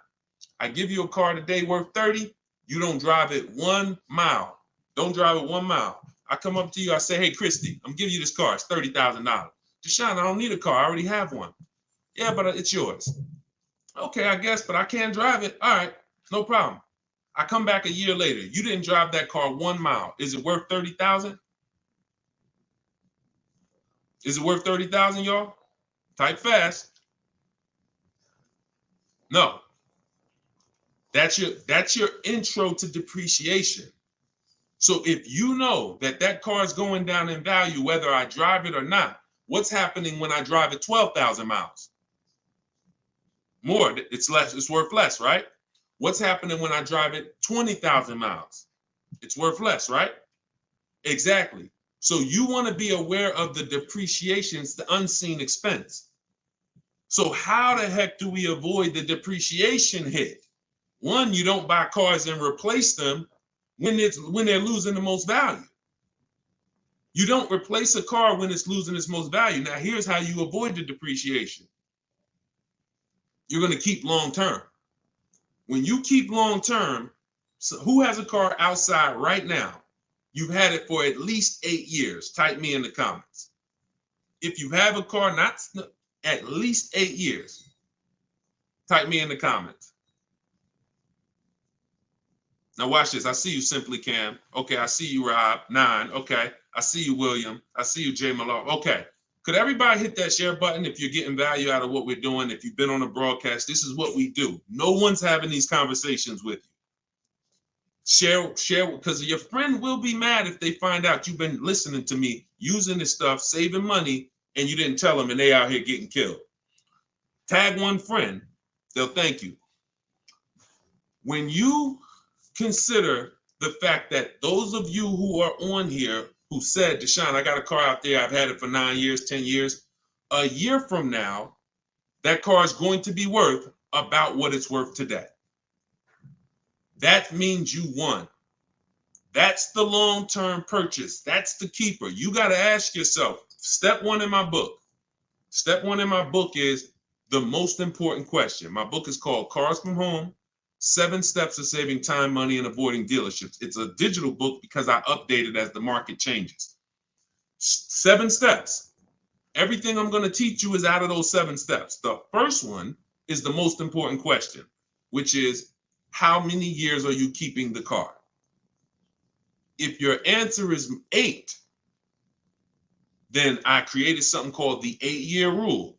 You should be buying your cars because your goal is to get to the point where you're like these people that I just asked. The book is in my TikTok bio. Somebody said, where can you get the book? It's in my TikTok bio, 75% off for 30 minutes, which normally $97, but for everybody on here, you can get it for 75% off for 30 minutes in my TikTok or my Instagram bio, or you can go to deshonesbook.com in the comment section, or you can scan the QR code if you're watching us on TV.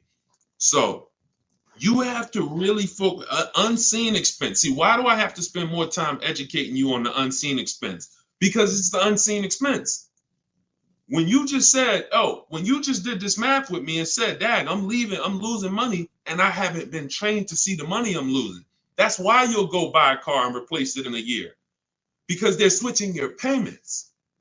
They're not switching. They're not telling you the fact you lost $7,000 of value. They're just going to manipulate the loan, put you on a car payment you can afford, and get you to sign off on it. We're done. You're going to understand these numbers because cash buyers would never do this. Cash buyers, if you paid 30 for a car and you came back in 2 months and they said, look, we can only give you 24, you wouldn't do the deal. But payment buyers, you're the one they fool. You're the one who can't see the money. And that's why I have to teach you to see this. So this is where you want to be. Either I'm going to keep my car 8 years. Now, some of you said, well, Deshone, I'll buy used, so I don't have to take that depreciation. But I'm going to tell you something. Buying used is not going to, when you compare, that's not the solution. Buying used or new is for long-term people. 8+ years. Buy new if you can afford to buy new. Buy used if you want to knock 20, 30, 40, 50% off your purchase price and you don't need the latest and greatest. Doesn't change that if you're buying, you should be a long-term person. If you are not an 8-year person, you should be shopping for great lease deals. And I'm going to tell you why. Look at Danielle. Look at Danielle. Danielle leased an Audi, $44,000 fee. And I'm explaining to y'all why you've been taught, well, I'm going to buy used, so I ain't going to take that type of hit. But I'm going to tell you, I'm explaining something to you real quick on how that's not the answer. Leasing is the answer. She leased an Audi A3, $44,000 vehicle. She's paying $550 a month, and she gave her first payment. She said with her first payment down. Now we're going to not use down payment anymore as a term. We're going to start saying total out of pocket. We want to eliminate down payment. Down payments can be flipped up. Sometimes you say I'm going to put money down, they don't include your tax. So we like to use total out of pocket. But she gave him $550, she drove off. That vehicle, she's driving a brand new A3. Now I want you to picture this. Danielle pulls up to somebody who's driving the same exact car, but they bought it. Every $5,000, some of you know, is about how much a month. I talked about it a little while ago. Some of you might have seen the video where I said it. Every $5,000 on a purchase on a loan is about how much per month. Let's see if anybody knows. Okay. I can't wait too long. We got to type that $100. And again, I can't sit here and act like most of y'all aren't new to me. So I'm not going to assume you have even seen any of my previous broadcasts. So I'm just going to tell you the answers. Yes, Susan, $100. So it depends on the interest rate. 5-year loan, that vehicle right there, $44,000 will cost somebody about $950 a month. You see why we don't have to wonder why people have $1,000 car payments? It's not that hard to see. They're buying their cars. So now Danielle pulls up in her Audi. Let's stay with the scenario, right? Danielle pulls up in her Audi, 44. She's paying $550 a month. Somebody next to her pulls up in the same exact Audi, same exact car. They're paying $950 a month. Now, third person says, I buy a used one. And you can replace the Audi with anything. Doesn't matter. You could be a Rolls Royce. The scenarios are not going to change. Could be a Honda Accord. Somebody pulls up and they bought a used one. So instead of 44, let's say they got a good price on one. Say they bought one for about 28, 29. Found a good price one 3 years old. So they're pulling up in a 3-year-old one. And what I just say, every $5,000 is $100 a month. So what's their car payment if they paid 29? Almost 600. You see what I'm, so now let's just talk about what we're driving and what's coming out of our household so we can hammer this home. I'm not on the fence about leasing versus buying. And you have to get off the fence. We've seen enough scenarios where we know this is the case. One person, Danielle, got a great lease deal. She's paying $550 a month. Another person buying a brand new one, they're paying $950 a month. And they might take a longer loan. Oh, Deshone, I'm paying less. They might take a 6-year loan, and let's say they're paying $850. And then another person is driving a used one, and they're paying $600 a month. Not even a question. It's not even a question. Do y'all see what I'm talking about? 3 people driving the same car. Look at the differences. So depreciation and resale value is what you need to be aware of. These people think they win. That might have been you, Deshone. I'm the type, I bought my used cars and I keep switching them. Now, those 2 people who bought them, if they were keeping them 9, 10 years, that's a different story. It always goes back to the 8-year rule. Okay? You must understand, if I'm keeping 8 years or longer, I buy. If I'm not keeping 8 years, I shop for great lease deals. Not even a question. And you'll be mad. You're going to be mad when you find out how much money you've been missing. Some of you probably getting mad now. Dad, I was always taught don't lease. Well, those people owe you some money.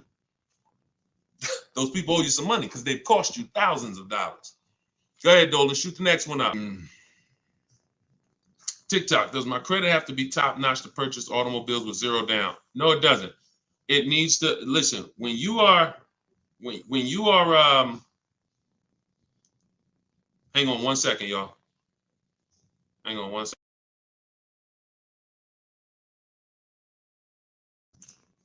When you are buying vehicles with no money down, it's not a favor. It's not a favor. There's only 2 people who can't get vehicles with no money down. And that's people who are trying to borrow too much money, usually have negative equity that they're trying to roll over, and people who have, your credit is too bad and you can't get financing. But if you go through a company like Limbuzz, this is who we recommend in my book. I recommend this company, Limbuzz, who will work with people with challenged credit, then you won't have to deal with that. The whole point is controlling your own financing. You want to control your own financing. Now, we don't do that by getting pre-approvals. We do that by getting multiple bids. We do that by finding our car and then letting banks bid. I know you may have heard, I don't want any hard inquiries.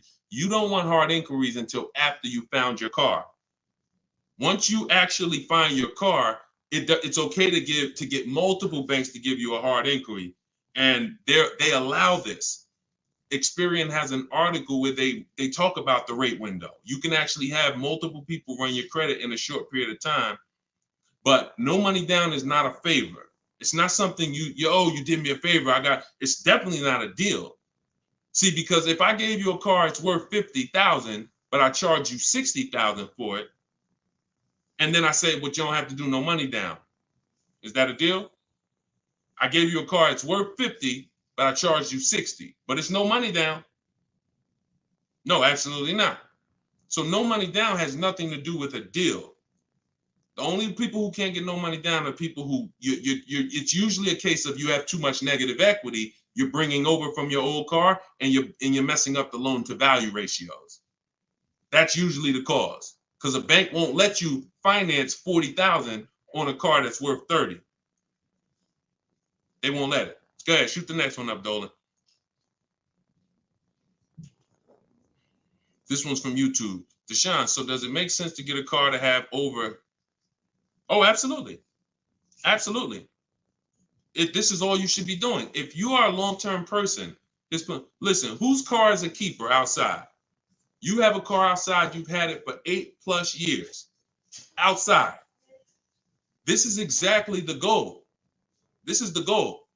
You want to actually be planning on that. Because when you actually have your car for more than 8 years, when you know you're going to keep your car for more than 8 years, you do things to make sure, like we do a longevity check. This is step 4 in my book. One of the things we do when we know we're buying a car we're going to keep, we got to go to Google and we got to see what the data is on the car we're shopping for. It's very simple. I type in the year of the car. Very important. You can't just type in Nissan Sentra, longevity. You got to type in the year.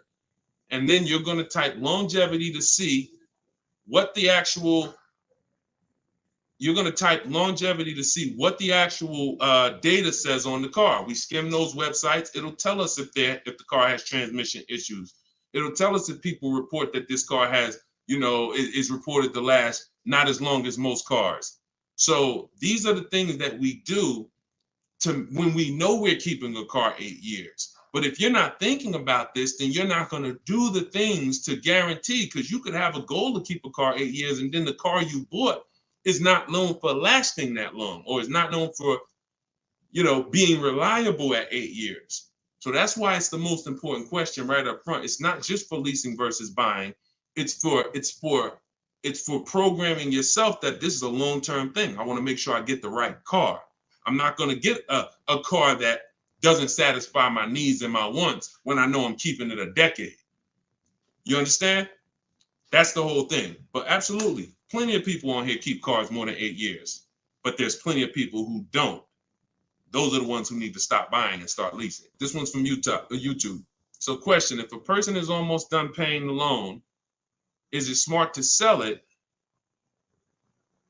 Wait, hold on. I want to read this right. So if a person is almost done paying the loan, is it smart to sell it and buy new or keep? No, I wouldn't plan on we're mixed in the middle.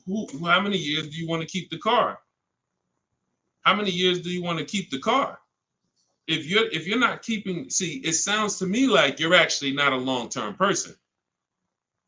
And you should be leasing to begin with, because I used to get people who would walk into the dealership and they would say, "Hey, Deshone, is that the brand new one right there? That's the new model?" And I'm like, "Yeah, that's the new one, just came out." And they would say, "Okay, I got 2 more payments left, then I'm coming back to get that one." So what they were doing was paying off one car, waiting for the title. Literally, they just paid off a whole car, 5-6 year loan, and now they're about to start another loan. It is throwing money out the window. You could actually keep more money if you just opened up your window and threw thousands of dollars out. You would actually lose less money doing that than buying and paying off these cars and then going and starting new loans, because again, the depreciation is killing you. When you start getting replaced, that same mindset, and you start saying, okay, I'm okay having a payment, because that's usually what's happening. I have a payment, pay the car off, go start another payment. Once you realize that I'm cool with that, but I want a better car and I want to pay less, then you'll be leasing. So I would tell you, it sounds like you're not an 8-year person, you're not a long-term person, and you should start shopping for leases, and you're going to save hundreds of dollars every month, and you'll have better cars because you don't have to drive cars that are out of warranty and be on your own. Okay? Go ahead, shoot the next one up, Dolan. All of this is out of my new book, y'all. Everything you will ever hear me teach. Some of you have watched my watch my social media videos. All of it is based on a formula and a system I created for car shopping. It's a 7-step system for car shopping online. That's why my book is called Cars from Home, 7 Steps to Saving Time, Money, and Avoiding Dealerships. You can all get your copy. You can get your copy for 75% off for the next 30 minutes in my TikTok bio, in my Instagram bio. It'll be in your inbox. You can use it immediately. And not only immediately, you use it for the rest of your life. Because the reason it's a digital book is because I update the book regularly. Anything changes, I update the book. We used to have Vroom in our, Vroom was in our strategy. They used to get bids. We used to get bids from them. They went out of business a couple months ago. I went right in, I updated the book. I didn't have to say to everybody, hey, guys, you got to get volume 2 of my book, because Vroom's no longer there. So a digital book allows me to continually update and keep things fresh. So you can get your copy for 75% off in the comment section. Or you can go to my TikTok bio or Instagram bio. 30 minutes, then the price goes back to $97. Eric Pitts, this one's from TikTok. Can I use the bidding to refinance a car loan? I have good credit now. 100%. 100%. They give you a window. Now, you should only need 2 days, tops. You Google every single, and let's talk about refinancing. Let as many people bid as possible. You got a window of 14 to 45 days. You'll be way under that. It'll weigh as 1 inquiry when you finalize the loan. It'll weigh on your credit score as 1 inquiry. But you must do it because, y'all, why do you think there's companies that just want to loan us money? The money business is very lucrative. There's companies and banks and credit unions that only want to loan us money. They don't sell cars. That should be a hint. There's a lot of money in lending. So what we need to do is take shopping our loan rates seriously. We separate our transactions. So listen, let's stay focused here. You're gonna now call your bank. You'll either go on their website, your credit union, or go on their website. You're gonna look for online lenders. Go on their website. You want as many people as possible competing to make sure you save all the money. But I'm going to give you a very important caveat here that you want to keep in mind. Everyone that loans you money wants to loan you more for longer. The longer you have a loan, the more money they make. So what they're going to do is they're going to show you what it looks like if you take a long loan. You've already paid for a year or 2. I don't know how long, but you've already been paying for some time. Once you take another long loan, now you've essentially defeated a little bit of your purposes because you're going to give some of that money back at interest. Take the shortest loan that you can afford the payment on with the new interest rate. So if you were paying, let's say you had a 6-year loan at 11%. When you refinance, don't refinance into another 6-year loan at 7%. Refinance into like a 4-year loan at 7%. Whatever that payment is that you say, all right, I could afford that payment. Because they're going to try to sell you on the low pay. Well, if you do 6 years, you could pay $300. Yeah, but you can always pay it off earlier. Don't fall for that. You want to make sure you look at what's the lowest, shortest term with that new interest rate so you can get that loan out of there faster. Okay? That's how you do it. Good question. Shoot the next one up, Dolan. All right, so this one's from YouTube. Milton. So back in 22, I purchased my dream truck. 2023 GMC Denali, brand new. I don't depend on trading it and my monthly payment's $1,095. Let's not forget the truck is $83K. Am I paying too much money? Well, I don't know how long the loan is. So you could be paying $1,095 for 8 years. You could be paying $1,095 for 5 years. You see what I'm saying? So that's why payments are not always the important payments. How much did you pay for the truck? You understand? See. It's the price of the vehicle that we focus on, not with leasing. I don't want to see what you got to be. And this is why I want you to have my book, or you got to be locked into what I'm saying, because I'm talking to a lot of different people on here, and your scenario is not another person's scenario. So you can't hear what I'm saying when I'm talking to Milton about purchasing and think, well, I'm shopping for a lease. He said, don't focus on payment. No, different. Okay. So when we're talking about purchasing, the most important thing is how much we paid for the asset. Now, I don't know what you paid, and I don't know how well you shopped. I don't know. So there's no way. And here's the thing. The way we buy cars is by design. We don't know.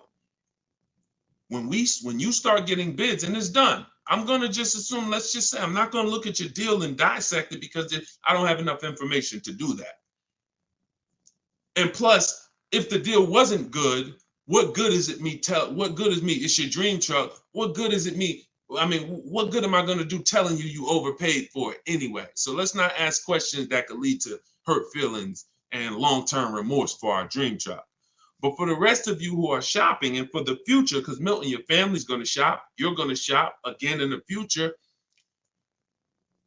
The way you've been taught to shop guarantees you never have price assurance. Price assurance means I don't have to ever ask if I could have paid less, because I got bids. Negotiator. If you're not a good negotiator, type me in the comment section right now. Deshone, I'm not a good negotiator. I hate it. I don't like it. I'm an introvert. It's not for me. I feel like I always get the losing end of the stick. I just feel like, people take advantage of me. I'm too soft-spoken. Whatever reason.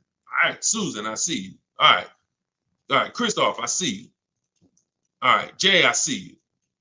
Okay, so when we look at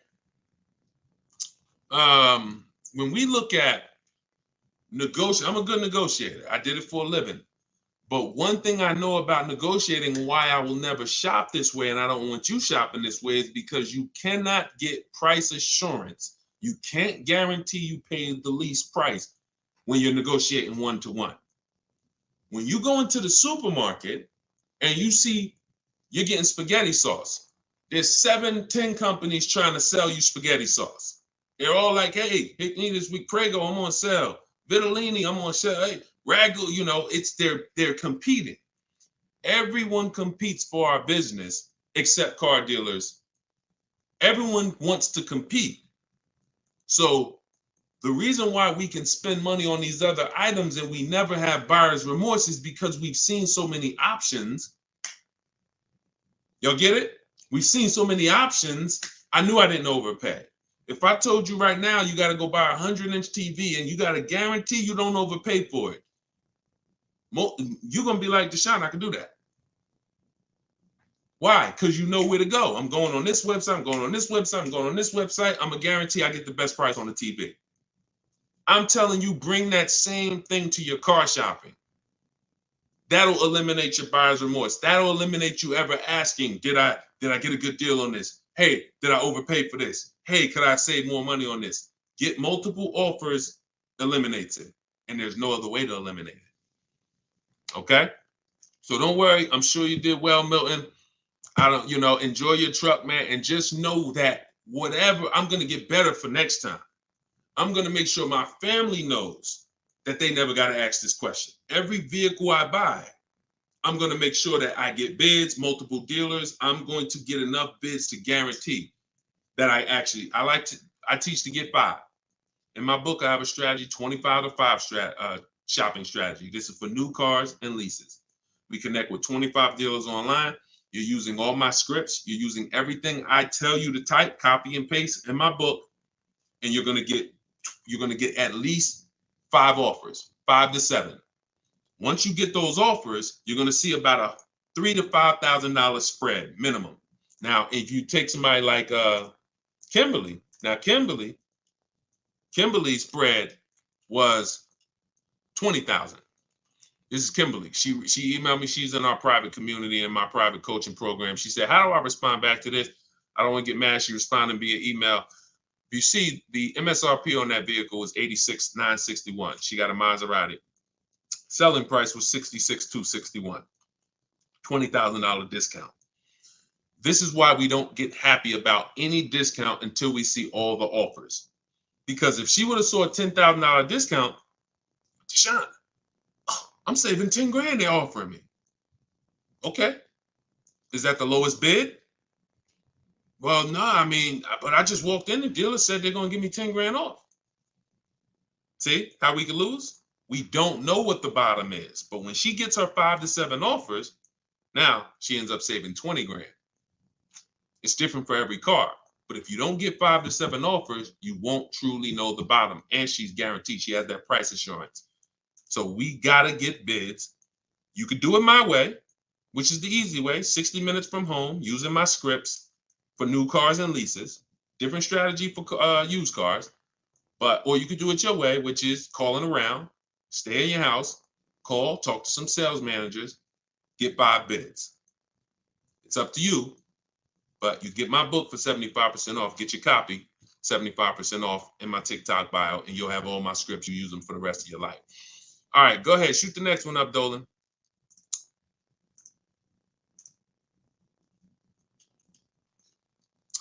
This one's from TikTok.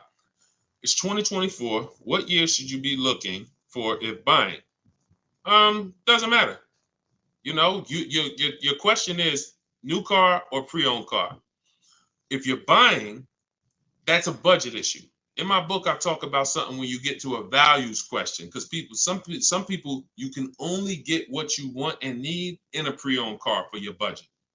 Some people, you can afford both. And you're like, Deshone, I got a budget. I could afford both. I could get a new one. I get a used one. Which should I get? That's a values thing. Do you want it? Some people say, Deshone, I get a new car every 10 years. I mean, I only get a car every 10 years. I'm gonna get a new one. Some people said, I don't, you know what? I'm gonna knock 30% off the price. I'm gonna get a pre-owned. It's up to you. But budget dictates usually whether you're gonna get a new or used one. But you know, I would get the best car for my budget if I could afford. Now, here's the key. Here's something very important. Some of you actually look for 1 or 2 year old vehicles. I'm gonna tell you why this is the danger zone. You don't know if I don't know what the brand new price is. If you're looking for something 1 or 2 years old, then you should shop for a new one first. Why? You're typically not going to have enough inventory to look at to really get a good gauge. When you start seeing my stuff, you'll see, when you hear me talk about looking at options, multiple offers, multiple options, you'll see we're looking at lots of options very quick and making our decision. When you have only the only way dealers get pre-owned cars is someone trades it or they buy it off lease. And the average time, not many people buy a car and turn around and trade it in a year. So you're going to have a hard time finding a 1 year old car. You might not a lot. You'll find a lot of them. You won't find a lot of them. And when there's not a lot of them, what does that give us? What is the potential for it? Overcharge. If the dealer knows there's not a lot of them, I might overcharge you. Now, here's the problem. Here's why you must shop for a new one first. Let's say the brand new market on that vehicle is my best offer. I could save $5-6 grand. Let's use a vehicle that has like $6,000 in rebates and I end up saving 10 grand.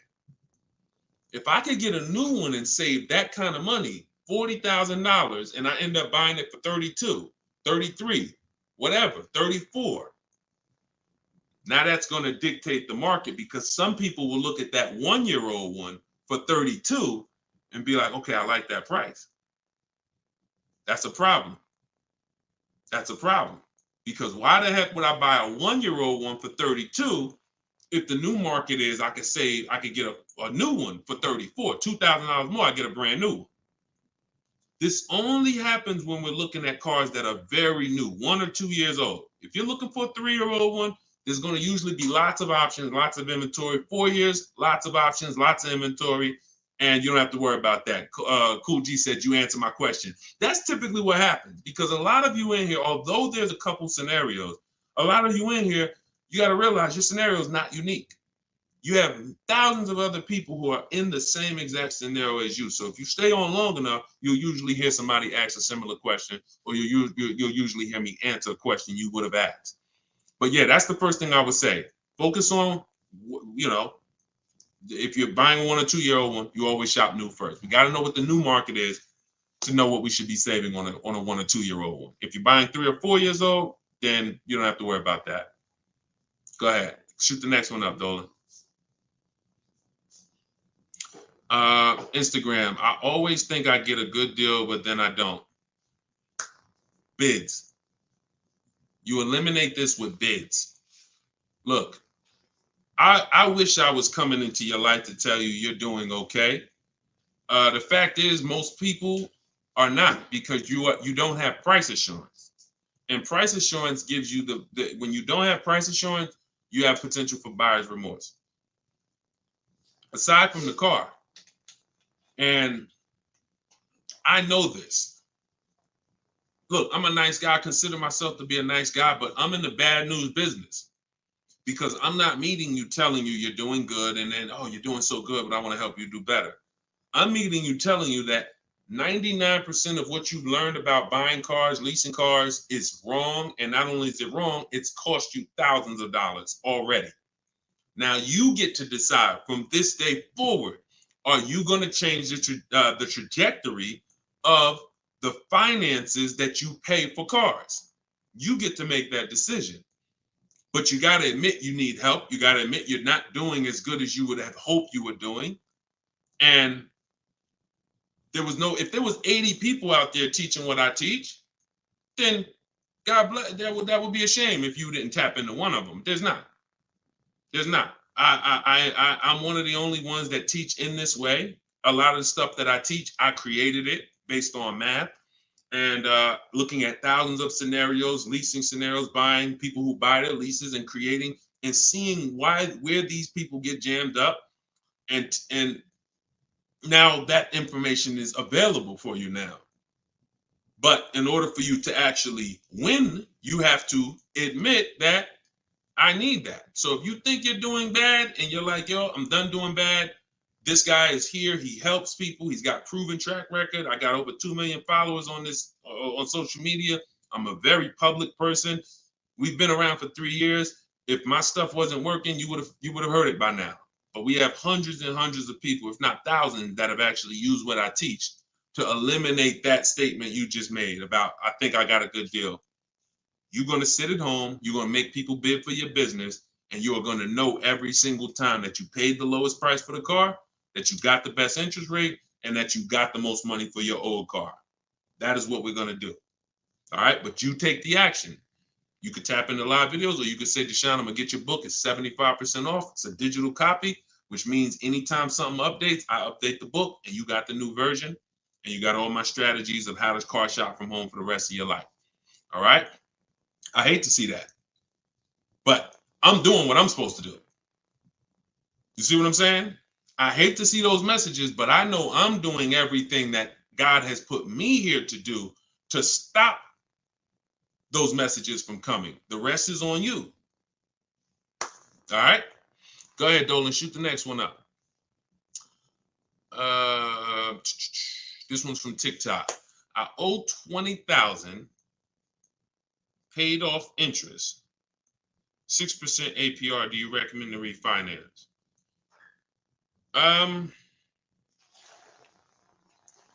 Depends on how low you could get. You know, rates are pretty high right now, but you know, I mean, maybe you don't go through the hassle of refinancing to save, you know, half a point. You know, that's tough. If you can't save a good amount of money refinancing, can't drop your, you know, but at the same time, money's money. So if I could save 1 point, that might save me $500 on my loan. 1 point on my interest rate might save me $500. So, I wish it was a site that shopped. In fact, we maybe in the future there will be. We're working on creating something like this where you actually can, have these banks just automatically tell you through a soft credit approval what the rates would be, so you don't waste your time. But that's tough, especially because we're in a season right now where rates are high. So I mean, you might find out that based on where rates are right now, that's actually a pretty good rate. In which case, it wouldn't make sense to refinance. I wish it was easier. Trust me, some stuff I wish was easy. The products don't exist. The websites don't exist. So anytime y'all see me talk about stuff like that, like, it's because these things don't exist yet. And, one day we hope to create them. Go ahead, shoot the next one up, Dolan. Great question. Great questions today. Absolutely, Matt. Yes, it would be great. That's why we're working on creating it. Okay. Yep. Come on, keep typing. We got a good we got a good amount of time left. We're going we'll probably stay on for another 15-20 minutes or so. When is the next time? Oh, when is the best time to purchase a car? Eric, I'm grateful for this information. My pleasure. That's what I'm doing. And listen, shit, look, could y'all run the likes up on TikTok? Tap the screen. If you're getting value out of this, before we answer this question, if you are getting value out of what we're talking about right now, type a $. Type a $sign if you're getting value out of what we're talking about. Y'all gotta understand something. Your people are out there suffering. They're losing. Look, in a nice way, I'm telling you, and you are saying to yourself, the more you hear me talk, the more you're saying to yourself, Dad, I've been doing this thing I've been doing this thing wrong. You were taught that. So you saying to yourself, if I haven't been doing half the stuff Deshone is talking about on this broadcast, I could only imagine how much money it's costing me. That's all going through your mind. That's fine. But you're in a place where you can now take action and change. Your friends are out there right now at car dealerships losing. This broadcast doesn't grow unless you tell them. Unless you tell your coworker, hey, you buying a car? Hey, you go to Deshone the Auto Advisor page. He does these live shows. Get your questions answered. This is where we have to get to. This is where we have to get to if we're going to really make a change besides, changing our own bank accounts. That's the goal, but then we go and we help others. So I'm glad to see a lot of people getting value. All right, so let's do this. Let's answer this question. This one's TikTok. When is the best time to purchase a car? So this is marketing. Marketing wants to tell you there's a best time to come in. Now, imagine you own a business where the customers are so trained that they come in the same time every month, no matter what. That's the end of the month. So the car business has, through years and years of marketing, told you the end of the month, the end of the year, best time to buy a car. Imagine that. You got a barbershop and everyone knows end of the month come in, you just get a line out the door. But the fact is, there's no better deals being done that day than shopping multiple offers throughout the month. Here's why. They've told you, well, dealers want to make their numbers. Well, dealers are trying to make their numbers from day one. And when they see, we used to look up sometimes and we knew we had to do 250 cars for the month, 325 cars for the month. We look at the books, it's the 9th of the month, we only got 30 cars sold. What do you think is happening? We're getting a little nervous. We're not pacing to hit our numbers. Opposite end, I've seen months where we are ahead of schedule. What does that mean? We might hit our numbers on the 27th of the month, the 26th of the month. It doesn't matter. The best dealers are trying to hit their numbers throughout the month. So when it's the 9th of the month and no one's in the dealership and no one sold the car today and this daggone tumbleweeds going through the showroom and everyone's praying for a customer, What do you think happens when a person reaches out then and says, hey, I'm looking for a car? But marketing tells you otherwise. Marketing says no matter what, coming at the end of the month. So there is no best time to buy a car. Here's what I would tell you. There's a best time to be in the market. In my book, I teach something, and I always teach this: 2 dates. Your no later than date and your as soon as date. No, as soon as date is the soonest day you can accept a deal. The soonest date you can accept a deal, that we call that you're in the market.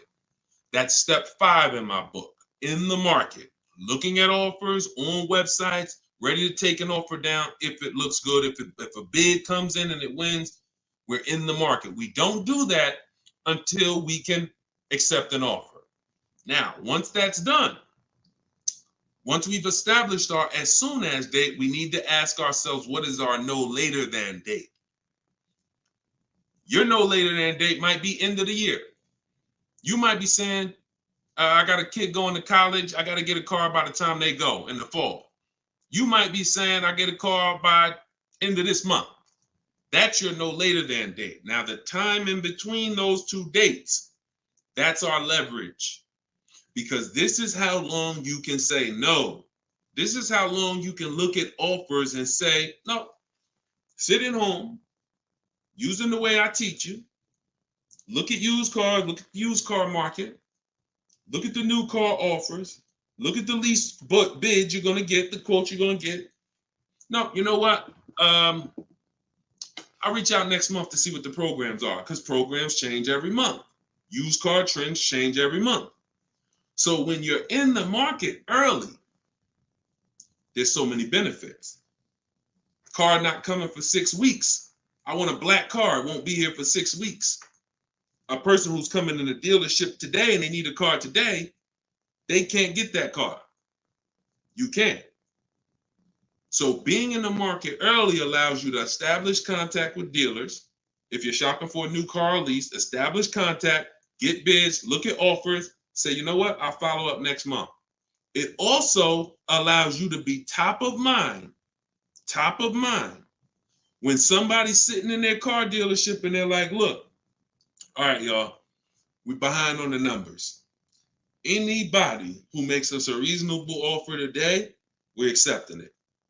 Now, every salesperson goes and looks at who they've been talking to, who couldn't get them to buy with the first offers. They couldn't get them to buy when they was trying to take shots. Now they're like, okay, hey, look, hey, Chris, man, are you still in the market? Look, I could do that deal now. Hey, we need a deal. See, when you take advantage of what I'm telling you and you start to understand these 2 dates, that's in my book, and that you'll hear me talk about, you'll understand that sometimes our best deal doesn't come in the first month. When I was shopping for my mother's Mazda 3 years ago, when she got her lease, I entered the market in October. I was looking at the offers. I didn't like them. Next month, I looked at them again. Didn't like them. December came. Dealer I've been talking to said, hey, this is the new programs. I got this car. This is what I could do. We got a deal. Couldn't do that if I waited until December to come into the market. Couldn't do that if in October, I needed a deal. So there's no best time, in my opinion, to shop for a car because, as I said, beginning of the month could be a great deal. End of the month could be great. Beginning of the year, when you're talking to multiple dealers, somebody's going to say, I need to sell a car immediately. That's why we do this from home. But the best way to buy a car, in my opinion, is to know these 2 dates and to use that time in between those 2 dates as your leverage to say no. All right? Look, I can't give you short answers. Look, I'm a put that one up. We're going to go to that question now. We're going to go to this one on Instagram now. But understand, this is why we have been losing short answers for major 5-figure items. Got to give you the long version. Because once you learn it, once you see, this is repetitive. Once you get one car, two cars using the cars from home strategy, you're going to see. See, that's why when the first time you use this stuff that's in my book, first time you use the car from home strategies, whether you're using them manually or whether you're like, Deshone, I want to use exactly what you say, your scripts, I want to do it your way, doesn't matter. Once you see, I do this over and over. Your first deal might take you 90 minutes, 2 hours, because you're just learning which websites to go to. We don't go, if you don't see me say, go to this website, don't go to it. It's a waste of time. But once you see, you're going to be like, okay, rinse and repeat. You'll go from getting cars in 2 hours to 90 minutes from home to 60 minutes from home to me. I can get any car I want. I can find out the best deal in 45 minutes. Copy and paste. Copy and paste. My Infiniti truck I got took me, once we decided what we want, I spent no more than 60 minutes online to make sure I got that vehicle, save 42% off the price when it was new, 3 years old. So this doesn't take you long. That old way that you were programmed to use, that takes you a long time. That's headache. This is 60 minutes from home. That's what I want for you. Go ahead, shoot the next one up. Shoot that Instagram question up, Dolan. All right, how do I get quotes from car dealerships to take with me to take in my lease? I will be leasing another car. This is without having a credit check run. Yep, we never need a credit check to get quotes. Now, some people will tell you that. Now, if you're at home, then you'll see when you're at home, there's a script that I use when a dealer says they don't do something, and we require all our customers to be here to get a quote. Okay, well, I'm talking to a couple dealers. No one else has said that. Should I remove you from the list? See what I'm saying? You're gonna see when you're using Deshone scripts, you saying what I would say. you see what I'm saying? So if you are in a dealership, I can't help you. I don't even want to even talk about that. I'm not going to tell you how to go, and it's like oil and water. Somebody called me back when I was first coming out the business and I was first starting this education business, and they said, Deshone, somebody told me to call you. I'm in this Toyota dealership, man. I'm trying to see how do I get the price down on this car? I said, get up and walk out. Get up and walk out. Because if you're in an 80% dealer, you can't, no matter how much they take off, you lose. The only way you're going to win is to sit at home. I can't tell you how to mix the old way of shopping where you have no leverage, where you have no price guarantees, where you leave, no matter what price you get, you always wonder, could I have done better? I can't tell you how to mix that with what I teach. But if you're willing to unlearn that and say, okay, that's what the car business taught me. That's what I learned it from my parents. That's what the car business taught my parents. But no, we're going to do this. I'm going to use what Deshone teach. This is a car salesman, 14 years. Now he's educating us from an insider standpoint. You come out of that and you sit at home and you call and you could do it manually. You could do it manually. I can't twist anybody's arm to get this book for $24. But if you're going to do it manually, realize there's people trained and you're going to talk to them, which means you got to be aware when you talk to them. That's why I say only ask for sales managers. Only ask for sales managers. Because if you try to do this with salespeople, some sales managers will make it hard, but you got a better shot. But you need to get 5 quotes. Doesn't change because 80% of dealers are overpriced. Now, my way, in my book, I teach something called the 25 to 5. It's all online. So we're contacting 25 dealers through their website, and we're having conversations with usually 7 to 10 of them, copy and paste scripts you're using, and you're keeping the conversation moving forward. Our first goal is to see who has a car I want. Before I even talk to you about anything, I want to see out of this 25 dealers who has a car I want. Second thing I'm going to do, once I identify who has a car, I'm going to request a quote. But I need to give them everything they need to quote me. I need to give them my zip code so they can run the tax. I need to give them what I do for a living to see if I qualify for any rebates. I need to give them what cars I have in my household, whether I own it, lease it, own it outright to see if I qualify for any rebates. I need to give them my my soon as date, my no later than date. This is all copy and paste in my book. So the reason why some of you have a hard time shopping online is because, one, you're dealing with trained people, and two, you don't know what information to give so that they could even give you a quote.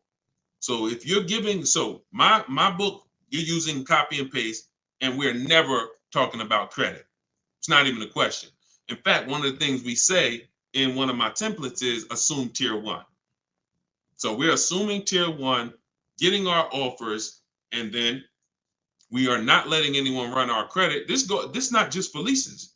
This is for everything. No one is running our credit until after we've agreed to buy something. We're telling them assume tier one. If I don't qualify for tier one later, we'll talk about that later. But I want to see the price. Tier one, I want to see the price. And that's what we do. But never let, if you only way you'll fall for that is if you're in dealerships. Oh, I need to run your credit. You know we can't give you a quote. You run into the wrong salesman who don't care. He'll say anything. She'll say anything. Well, I just can't, we can't get a quote. We don't know what you're going to qualify for. Yeah, you could assume tier one. Yeah, but we had people come in and say assume tier one and it just messed it up. So we like to not quote without a credit. You're in the wrong dealer. You see what I'm saying? These people are by design. We're trying to run them out of business. When more people, this is why we're trying to get this broadcast out. Because until more people start shopping online, they're going to continue to do that stuff. See, as more people shop online incorrectly and walk into dealers, they can get away with doing this stuff. But when they know 600 people are going to walk in their dealership over a weekend, Friday, Saturday, Monday, holiday weekend, President's Day, we're going to get 600 people walk in. Why would they change? Would you? Unless you're just a person of ethic, why would you, if you got a business where 600 people come in the door, why would you change? But when we start shopping online and that 600 goes down to 400, and then that 400 goes down to 200, and they see that, we used to get 200 inquiries online. Now we're getting 700 inquiries online. Now everything's gonna move to we gotta do this online thing properly, or we're not gonna sell cars. That's why the future of if you really want to enjoy car shopping, you need to tell friends about what we're doing. Because the more people that shop the old way, it hurts us that are shopping this way. Doesn't stop us from getting great deals. We just got to continually weed through these car dealers because they're like 80% of our people coming in shopping the old way. So, all right, go ahead, shoot the next one up, Dolan. Great questions today. All right, this one's TikTok. I want to buy my sister's car lease after it's done in July. Is that possible? Nope. Your sister, I'm gonna tell you why. This is a common question. Some people want to buy, some people want to, buy their lease and give it to their family member. The family member can't buy it directly because only two people can buy a lease. When you buy your lease, there's only two things there's only two types of payoffs. A customer payoff, which is for the customer, and a dealer payoff, which a dealer could pay. That's it. There's not a third part. So what would happen is they would have to buy the car and then sell it to you. And if there's a loan on it, that's going to be, it's going to take a little time. It's not impossible. It's essentially a private sale. They're buying it, paying the loan, going to buy the lease out, and then they're going to write up a purchase order, and you're going to get a loan. You're going to have to get you're going to essentially have to get a private party loan to buy that vehicle from them, when you could just go and learn to get your own great deal on a used car. See, why, if it was easy, then go do it. No problem. Buy my sister lease. But if I just told you that it's not easy, it's a lot easier for you to just learn to get your own great used car deal, then that's what you should be doing, in my opinion. Because that other way, I just told you what it's going to take. All right? Go ahead. Shoot the next one up, Dolan. All right. Keep them coming. We got a couple more minutes. Let's go. When will you be live again so I can inform my people? Mike, we're working on getting a link in my bio where you could actually just go to that link and get a notification. You'll see it on a calendar. Hopefully we'll have that by the end of the week. And you'll be able to just be aware. Right now, only the people on my email list are going to be notified. But yeah, hopefully in the next about a week. Hopefully in the next couple of days, we'll be able to have that. Where you'll be able to see the calendar and join. All right. So just stay close. Stay close. This is all stuff we're optimizing day by day. Every day we're optimizing this. So just stay close. All right. Go ahead. Go ahead, Dolan. All right. TikTok. What if I buy at a lower interest rate with a longer term, but make extra payments monthly? I mean, if you have the discipline to do that, I think if you're I teach something called the rule of 72 in the 10th birthday. What does that mean? We don't take a loan longer than 72 months under any circumstances, and we have the car paid off by the 10th birthday. So we're not going to take a car that,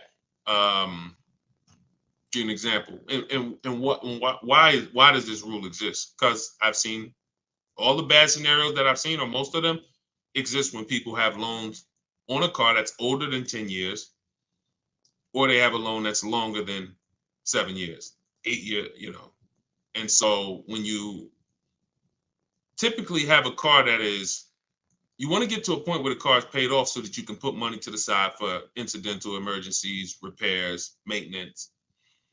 If it's 7 years down the line and you're still making a car payment, especially if you bought a used car, the car is, 11, 12 years old at this point, you typically could run into issues. And also, we don't have any, it's a lot of people on here. Would anybody on here take a 50-year mortgage? Would anybody on here take a 50-year mortgage? Anybody? No, I see. No volunteers for the 50-year mortgage, right? Why? Why? Because you already are aware. You see that? Every one of you said no way, nope. You already are aware that when it comes to home buying, there is a limit. You're trying to force this. You're trying to force yourself into this house if you got to take a 40-year mortgage. 40-year mortgages are available. 50-year mortgages are available. But we know it's inherent already that if we got to take a 40-year mortgage or 50-year mortgage, we can't afford that that house. We don't have that for cars, which is why I looked and I said, okay, super conservative people take a short loan, 3 years, 4 years. You typically, there's not enough data that proves that you need to take a loan that short to actually avoid problems. You pay a little more interest, 100%. So you always take the shortest loan you can afford, but I'm talking about problems with the vehicle. I'm not talking about interest. You got to combine what the nightmare stories is not, I paid on a car for 6 years and I paid that much interest, because interest can be fixed with refinancing. The nightmare story is my transmission's having problems and I still got 2 years of payments left on the car. Car's in the shop and I still got a payment. If you've been in that situation, you understand how car's in the shop right now, can't drive it, and that bank wants their payment every single month. We're trying to prevent that. And we're trying to prevent you getting to a point where you can't put enough money to the side to make sure if God forbid something happens to the car, you have the money, you have the cushion. So we use a safe marker, which is 6 years. But we combine that with the age of the vehicle, because I've seen people buy a car knowing they can't afford it, but they're buying an older one. Deshone, I want to get that BMW. Deshone, I want to get that Jeep, that new Jeep. Deshone, I want to get that whatever. Okay. But the one you want, in order to get it where you want it at, you got to take a 7-year-old one. 7-year-old one, you need to pay cash for that vehicle. Why? Because what you're going to do, if you tie a 6-year loan to that 7-year-old vehicle, now that vehicle's 13 years old before it's paid off. So when that transmission goes, or when things start happening because the vehicle's 9 years old, 3 years, now nightmare. So I had to create these boundaries. You don't have to use them. You can step over them. It's okay. But now you know there's boundaries. See, I'd rather you know. If you get my book, you get your copy, you get your book, Cars from Home, you'll see full of boundaries. Full of boundaries. Strategic moves, strategic shopping, ways to look at car. Okay, when I'm buying a used car, I need to make sure the Carfax look like this. I need to make sure that boundaries. You've never had them. So if you step over them now, at least you know you're stepping over a boundary. At least you know you're taking additional risk. See, if there's no speed limit, how do we know we're speeding? Once they put, speed limit 65. Okay, now I know when I step over that, I'm breaking a boundary. So this is what we are bringing to car shopping. Based on horrible circumstances that we're trying to help you avoid. Like buying a car and then it breaks down and you still have a loan on it. So that's the thing. Rule of 72 on the 10th birthday. We don't take a loan more than 6 years, and we have to have a car paid off by the 10th birthday. So if we're buying a 5-year-old car, we can take a 5-year loan. If we're buying a 6-year-old car, 4-year loan. If we're buying a 3-year-old car, then we can take a 6-year loan. Not a 7, because we're not going past 6 years. So we can't have the age of the car and the years of the loan be more than 10. That's going to create a lot less risk. Now you said, Deshone, I can't get the car that I want with a 6-year loan. I can't get the car that I want. That means in our minds, you can't afford the car. You can do what you want. But at this point, if you got to get a 7-year-old car and you got to put a 6-year loan on it, you can't afford that car. You can go do it because you're grown. You can do whatever you want, but you're taking a lot of risk. And that's all I want you to know. So if God forbid something happens, or if it doesn't happen, you're like, man, I made out. That was a little risky. But if something happens, you can say, Dad, took a little risk and I shouldn't have. You understand? All right. All right, we're an hour and 22 minutes in. You know we could go all day, y'all. I really want to continue to.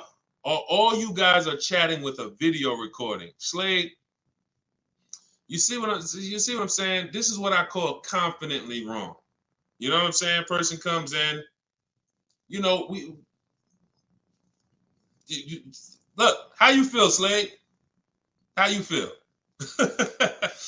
All right, so look, y'all. We'll wrap it up. I will see y'all on the next one. Like I said, in the next couple days, we should have a link in the bio where you'll be able to see exactly when we're live.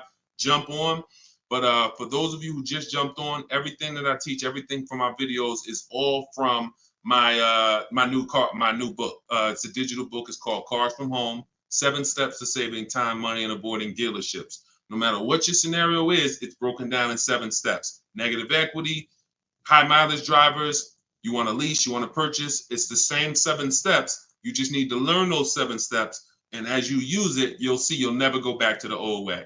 You'll never go back to the old way of shopping again. Once you start getting great deals in 60 minutes, 90 minutes from home, making people compete for your business, and you can get your copy for 75% off for 30 minutes. After that, it goes back up to $97. So you can go and you can actually click the link in my TikTok bio, grab your copy, or click the link in my Instagram bio, grab your copy, or you go to Deshone's book in the comment section, or scan the QR code. All right. I see Slade getting comments. Slade, I wanted to see what you was gonna say, man. You ain't comment again, man. You know, I'm trying to probably dipped off, man. But anyway, I appreciate y'all. We will be back more for live, and I appreciate you. Tell your friends, go watch Deshone's live broadcast, because we want to peel back the curtain, man. We need y'all saving money. All right. Let's keep unlearning, keep relearning. God bless you.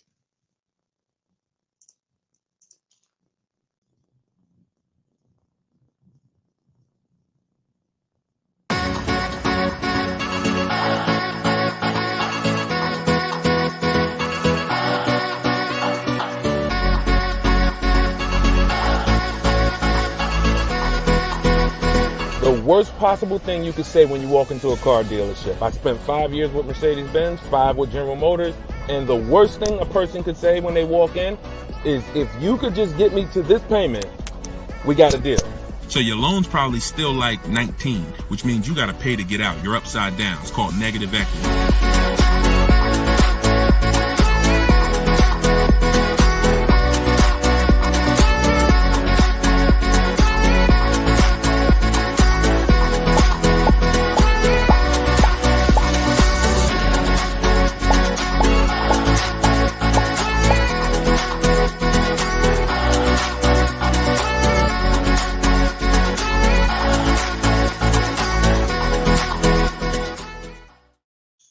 Welcome to episode 3 of Car Shopping Questions and Answers. I'm your host, Deshone the Auto Advisor. I am the author of Cars from Home, 7 Steps to Saving Time, Money, and Avoiding Dealerships. I'm also the creator of the Cars from Home video library and the Cars from Home Insider Coaching Program. We do these shows at 12 Eastern Time and 3 Eastern Time live, Monday, Tuesday, Thursday, and Friday, so you can tell your friends. That's when I'm live. We do rebroadcast these shows throughout the day. So if you miss them, you could always catch the rebroadcast. But we're live right now on all 4 platforms. If you're on YouTube, please hit the like button and subscribe if you want to continually get the best car shopping information from an insider. I left the car business in 2020 after 14 years. And now what I do is show you how to car shop strategically from home and how to get great deals in as quick as 60 to 90 minutes. So start typing your questions. I got my man. I see you, Just Blaze. Great to see you. I see you, Alexia. I see you, Jesse. Start typing your questions. We're going to have my man Dolan, who's moderating in the background. He's going to bring all these questions in from all 4 platforms. So, oh, by the way, the show is sponsored by my new digital book, Cars from Home, 7 Steps to Saving Time, Money, and Avoiding Dealerships. You can get your copy for 75% off as part of our launch in my TikTok bio, in my Instagram bio, or you can click the link, Deshone's book, or scan the QR code. Let's throw that QR code up for them, Dolan, so they can actually see it if they're watching on a television. And let's get down to business. We're going to be here for about an hour. I'm going to try to get through as many questions as I possibly can. So whenever we get the first one, Dolan, you can throw it up on the screen and let's get busy. Shout out to the sharers too. I appreciate everybody who tags friends and invites people to the broadcast. We really appreciate you. Is there a different approach for no trading? I have a very old used car. Absolutely. So you can skip that step. So many of you know that step 2 in my process is to do an equity assessment, but that's only if you're replacing a car. The reason why you must do an equity assessment is because sometimes you'll find out your car either has equity or if it's paid off, it's worth a couple $1,000s, in which case that goes into your budgeting. Now, you might put that money in your bank account and make your new car deal with no money out of pocket, or you might choose to apply a portion of that or all of that to your next transaction. But what I don't want you to ever do is wait until you get to the dealership that you're going to get the car from and then let them be your first offer on your current car. So if you don't have a car that you're replacing, then you would simply skip that step. You wouldn't skip step 1, which is the most important question. This is when you're asking yourself how many years you're going to keep the car. But you skip step 2, the equity assessment, because you don't have a car. Now, in your case, if you have a very old car, you still probably want to list that car on Facebook Marketplace because it's still worth something, unless you just want to keep it around your household. But if you don't have a car to replace, then you would simply skip to the budgeting step. And in which case, when you decide whether you're buying or leasing, you would be moving towards your budgeting, whether you're leasing and assessing how much the car you're going for should lease for, or whether you are purchasing and you are budgeting to see how much car you could afford based on whether you're going to pay cash or based on whether you're going to get your loan. So that's just a step you skip. Great question though. Okay, go ahead, Dolan, shoot the next one up. Does MSRP include all of the dealer fees? No, it doesn't. MSRP on a new car. Could y'all keep running those likes up on TikTok? Welcome to the new people. Type your questions. We're live. It is like we're 100% live on Tuesday. So start typing your questions and we'll get to you guys. But start tapping the screen so we can shoot those likes up and let TikTok know that we're talking serious business over here. Thank y'all. I see y'all running them up. Okay. Does the MSRP include all dealer fees? So it depends on what dealer. Usually no, because 80% of dealers, as I say, we have about 8,000 people that we've worked with since 2021, between the people who've gotten my book and the people who've used the video library, the Cars from Home video library. We get people data from all around the country. And what we see is about 80% of dealers are overcharging you. whether they're not giving you the discounts that their competitors would give you, or whether they're marking the MSRP up with bogus fees that they will try to convince you need to pay if you want to buy from them. So the only way that if you're talking about, like, let's say I'm shopping for Toyota Highlander. When I'm looking at for example, let's say I'm shopping for a Toyota Highlander and I'm going to lease it.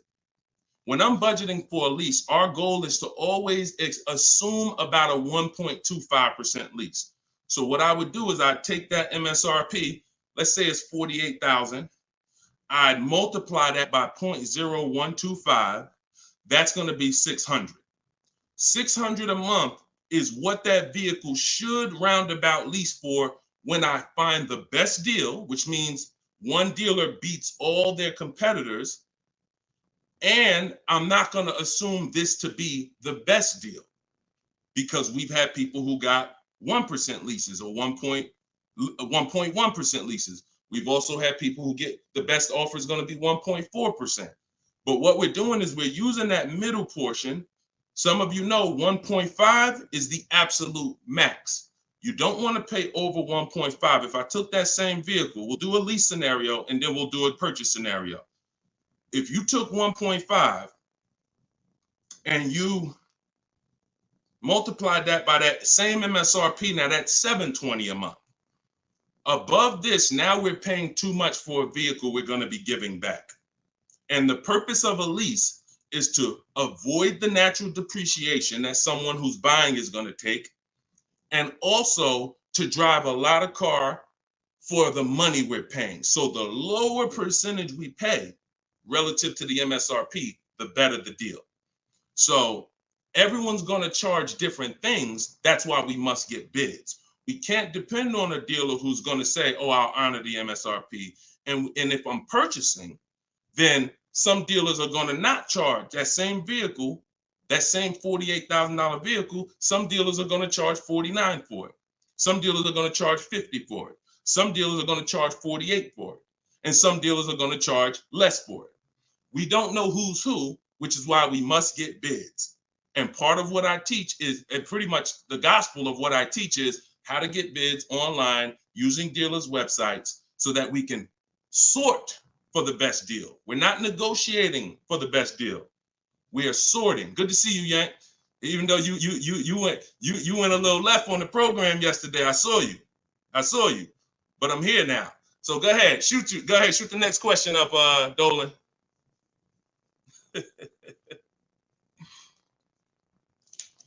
Okay, this one's from YouTube. Brandon, I have good credit, but for some reason they always tell me I need a cosigner. How do I get around that?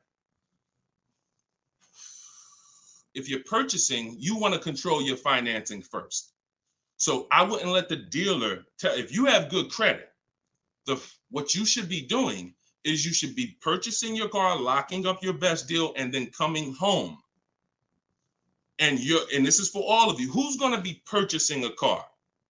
Who's going to be purchasing? Now, if you're not keeping your car 8 years and you're new here, then you're going to find out that you should be leasing. But for the time period, I'm just going to base it off of what you know already. Who's going to be purchasing a car? Type me in the comments. Matter of fact, I need to see Instagram because I can't even see. I know, Dolan, you can see it, but I need to see Instagram as well. Hold on. While I'm doing this, y'all type if you're going to be purchasing. Okay, I see you, Brandon. All right, hold on one second. Let me get to Instagram. All right.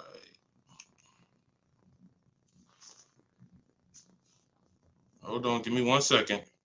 All right, I can see Instagram now. Hold on.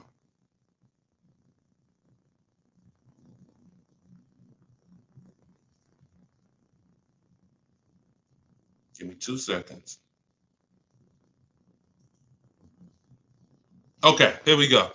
So if you're going to be purchasing, let me mute that. Yeah, I see you. She's like, please see us. I see you, LA Connects. Now I can see you. Okay. So if you're going to be purchasing, then what you're going to be doing is actually getting you're going to get your car. Do not let anyone touch your credit. No, this is for all cars, Crows. Just stay put. We talk about new cars, leases, and used cars. Stay put. Like, we got lots of people on 4 platforms. So you never want to let anyone touch your credit until you have already found your car. This is the mistake that you make, because dealers are going to try to get you to commit to them. And when they try to get you to commit to them, you have to be sharp enough to know, under no circumstances are you running my credit before you win the bid. Now, if you're doing it my way, you're not even in the dealer. But once you find your car, you are going to lock that car up. You're going to get a purchase order, a buyer's order. That's that long form receipt saying your information, the car, the price you paid for it, and you're going to take that home now. And that's when you are going to now go online or go to your bank or your credit union's online website, and you are going to now do hard inquiries and let all of these people access your credit so that they can bid for your interest, for your loan. So we want to guarantee we don't pay more than we could have in interest in our loan. So you're going to bring that home. You're not going to let the dealer be your first option for financing. Once you do this, I call this the bank bidding war. Experian lets you do this. The credit bureaus let you do this. And once you do this, you're going to now get multiple bids, go to online. You want to be on Google, online lenders, everybody you can actually get in touch with, and everyone who bids, who does loans, let them have a shot at it. If you do this within the 2 days that I'm teaching you to do it, it's going to weigh on your credit like one hard inquiry. You'll see all the banks listed, but the effects on your score will be the same as one hard inquiry. This is called rate shopping. So you come home, you let them access. Now, as soon as you get the best offer, that's when you are now going to call the dealer who you have the car locked up with. And that's when you're going to say, hey, I got this offer. Now, if you can beat it, I'll give you the business. Okay, that's how you do it. That's how you guarantee. And if you look at that process, it'll work every single time. And your goal is to make sure you never leave any money on the table with a lender. And if you do that with the dealership first, you're going to leave money on the lender and on the table, and you're at their mercy. That's the bank bidding war. All right, go ahead, shoot, and feel free to ask any follow-up questions. Go ahead, Dolan, shoot the next one up. This one's from Instagram. How do I get out of negative equity? There's 3 ways. 2 of them lead to a car, 1 of them don't. First is you do an equity assessment. The equity assessment is when you call the bank, find out your payoff. Once you get your payoff, you're going to go to, this will take you 20 to 25 minutes to do. Everybody who has negative equity, focus on this right now. You're going to go to CarMax.com, Driveway, Carvana, Kelly's Blue Book Instant Cash Offer. Do not use KellyBlueBook.com. Kelly's Blue Book Instant Cash Offer. Our cars are only worth what someone's willing to cut us a check for. That's all they're worth. So these companies I'm giving you make you a cash offer. That's what we want. Kelly'sBlueBook.com. Instant Cash Offer. Car Guru, Sell My Car, and Auto Nation, Sell My Car. That's going to get you 6 offers. Now your best route to go is whatever your negative equity is based on those offers. If you can pay the difference, that's where you want to go. If your best offer is 21, but you owe 23, you want to pay that $2,000 and get out that car. Because the second route I'm about to tell you is going to give you a greater amount of negative equity. And then when you go to do this, you're going to see that you have less control. So your second route, if you can't pay the difference, is you must get the car from the dealer who actually you're buying the car from. You must give them your old car because you need them to wrap your loan. You need them to wrap that negative equity into your new car deal because you can't pay the difference. And 9 times out of 10, the car is not going to be worth to that dealer what it's worth to CarMax or Driveway or Carvana or one of these online bidders. So you'll find that your highest offer from the online bidders might be 21. Your highest offer from the dealer you're going to get your car from might be 19 because it's not worth that to them. So that's why I say plan A is pay the difference. Plan B is if you can't, you have to get your car from that dealer and ask them what to assess your car and see what it's worth to them, because you need them to build it in. Now, if your negative equity is too much, if you have too much negative equity, then you're going to have a problem getting out, because you're going to have you're going to mess up the loan to value ratio. You can't move 15 grand over on top of a $30,000 car and expect the bank to approve it. They're going to require you to put money, in which case you got to stay in that car. You either got to put the money down to get out, and if or you got to stay in that car and pay down that balance. Those are the only two ways. And the cause of negative equity is you don't understand leasing.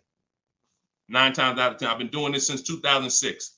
90% of you who have negative equity, the cause is you don't understand leasing. In the next 2 days, I'm going to do a leasing versus buying class on this show. So make sure you are tapped in so that you can understand how much not understanding leasing has cost you already, and you can stop listening to this bad advice about leasing. Okay? All right, y'all. Listen, I'm not seeing the shares. I'm going to be honest with y'all. Y'all know I keep it straight. I'm a straight shooter. I'm a straight shooter. We live right now, and we talking about financial information that no one in this world is talking to you about at this particular time. It's not 20 Deshone the Auto Advisors out there. Tag somebody, invite somebody. Don't be selfish, okay? That's the problem. What got us into this problem is selfish car dealers. So if we're going to solve this problem and help people, we need to all participate, and we need to be inviting people to this show so that our friends a year from now don't come to you and be like, damn, man, I got this horrible car deal, man. And now you know that you were sitting on this show talking about how to get your great car deal, but you're not telling friends. So shout out to the sharers. I appreciate y'all. All right, go ahead. Shoot the next question up, Dolan. I see you, LA Connects. Appreciate you. Let's go. When I see leases advertised on TV or radio, why do they always have thousands do a signing? Well, this is a similar question. All right, Steve Phillips asked a question from TikTok, and then I see Dreamer asks about advertised leases that she sees that always require thousands down. So you always tell people how to customize your lease. You do not go into a dealer. If you first of all, we only go into a dealer to test drive. If you're shopping for a new car or a lease, you should only be in the dealer for 20 to 30 minutes, and your only purpose to be there is to test drive or to pick up your car because they won the bid. This is what I teach. This is all in my book, Cars from Home, 7 Steps to Saving Time, Money, and Avoiding Dealers. You can get your copy for 75% off in my TikTok bio, in my Instagram bio. It's a 7-step system for leasing, purchasing, new cars, used cars, everything. But part of this particular way, we shop. Shopping is not buying. And what the car business has taught you to do is mix the two into one. You go shopping to decide what you want. That's the purpose of shopping, y'all. To decide what you want. Deciding what you want is test driving, making sure your kids can fit in the car, making sure it has enough room, making sure it feels good. Once you decide what you want, now you're coming home and you are emailing them through their website, and you're going to request your offer.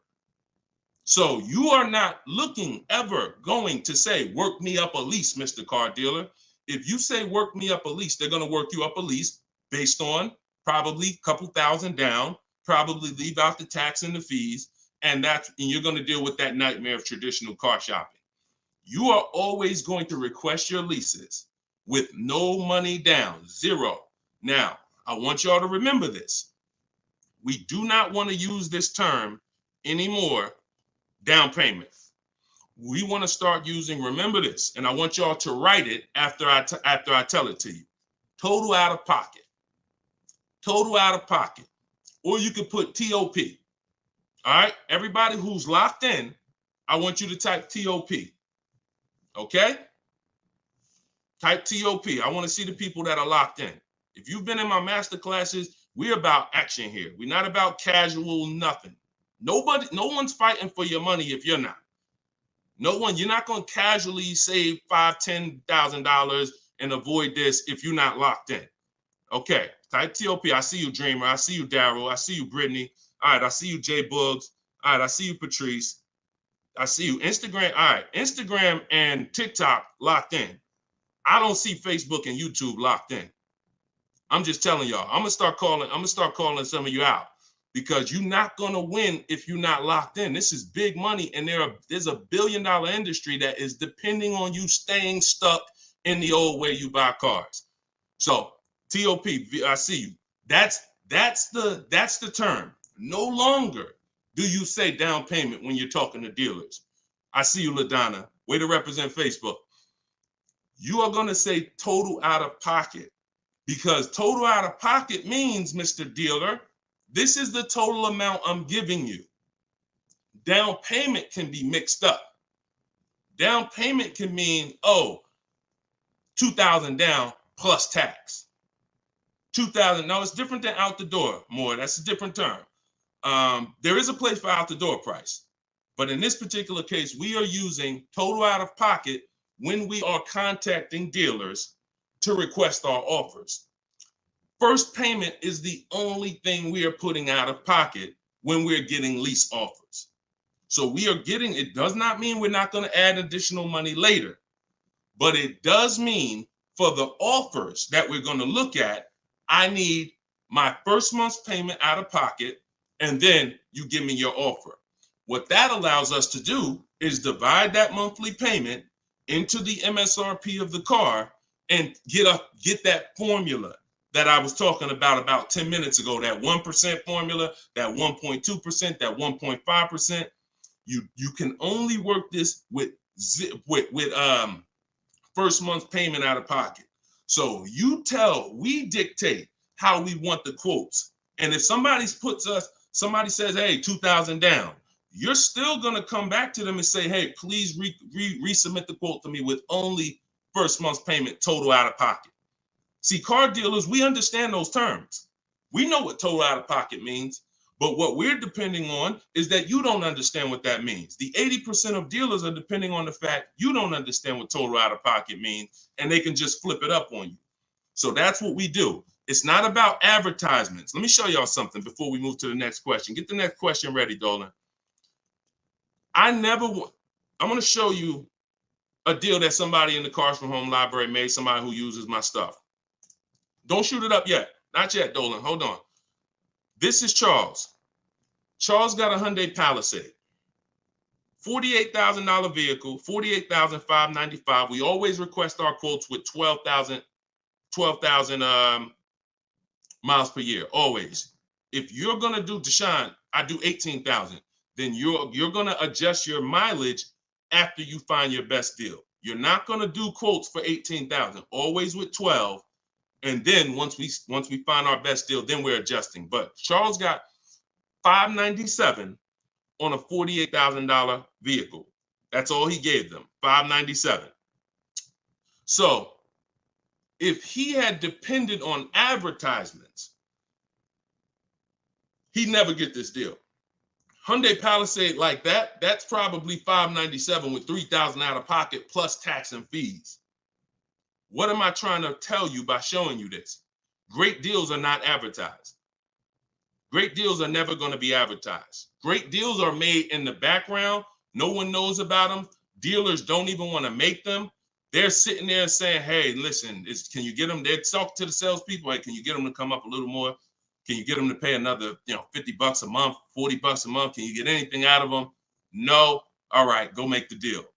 That is what a great deal is. Not something that you're going to see on commercials advertised to hundreds of thousands of people. So forget about commercials. Commercials are for people who don't mind overpaying. People who shop for deals the way I'm teaching you to shop, our deals are never going to be advertised. In fact, when you go pick up your car, they might tell you, listen, Listen, I'd love for you to send me some friends, but don't tell them what you're paying, because I can't duplicate this deal. This deal, I can't, I don't want to do a deal like that. So that's what we do. We customize our quotes. We don't let other people customize them. And you can do deals with no money down all day long. Go ahead, shoot the next one up, Dolan. Great questions so far. Let's go. Keep the questions going. Let's go. Listen, right now, we got at least another 45 minutes. We're going to get through as many questions as possible. So let's go. This one's from Instagram. How can a person with not great credit get a good deal? You got to understand, if you don't have great credit, the only thing you should be overpaying for is interest. You got to separate your car from the loan. Your bad credit or your not perfect credit is between you and the person lending you money. Not between you and the dealer. Not between you and you're sitting around and you've been in a car dealer. Who's experienced this? Matter of fact, don't say if you've experienced this. But I know some of you have, and I know, millions of people have. You go in at 9 a.m. to the dealership, you find your car, you don't have great credit. Now you're sitting there and you're waiting for hours for them to get an approval. You see people driving out with their new cars. Some people saw you walk in with them at 9:30 a.m. They done left at 12, 1 o'clock with their car. You still there. This is mixing the car with the loan. We don't want to do that. You got to separate the car. So the car is one thing. That's why we always want to make sure we're getting the car at a great price. You shop independently. You use a company in my book, I recommend Limbuzz for people who don't have great credit. But Limbuzz is going to require you get a good deal on the car, because you can overpay for the car and then you can hurt your ability to get the loan because you're overpaying for the car. So you must make sure you are using strategy, shopping multiple offers. If you're shopping for a used car, we could talk about that depending on if somebody asked the question. If you're shopping for a new car, whatever you're shopping for, you must make sure that you find the dealer who's going to sell it to you lower than anyone else. Now, once you find that, you're going to independently have your financing. And if you don't have good credit right now, one of the companies I recommend is Limbuzz. And Limbuzz will usually approve people that a lot of people won't approve. They work with a lot of people who don't have good credit. And then your financing, if you pay 18% interest or 15% or whatever it's going to be, that's between you and the lender, not the dealer. Does that make sense? So we must separate our transactions if we're going to win. All right?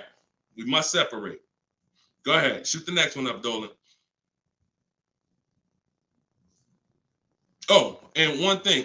Here we go. I need to purchase a car in less than 2 weeks. Trying to determine lease or purchase. Easy. Who wants to know beyond a shadow of a doubt whether they should lease a vehicle or purchase?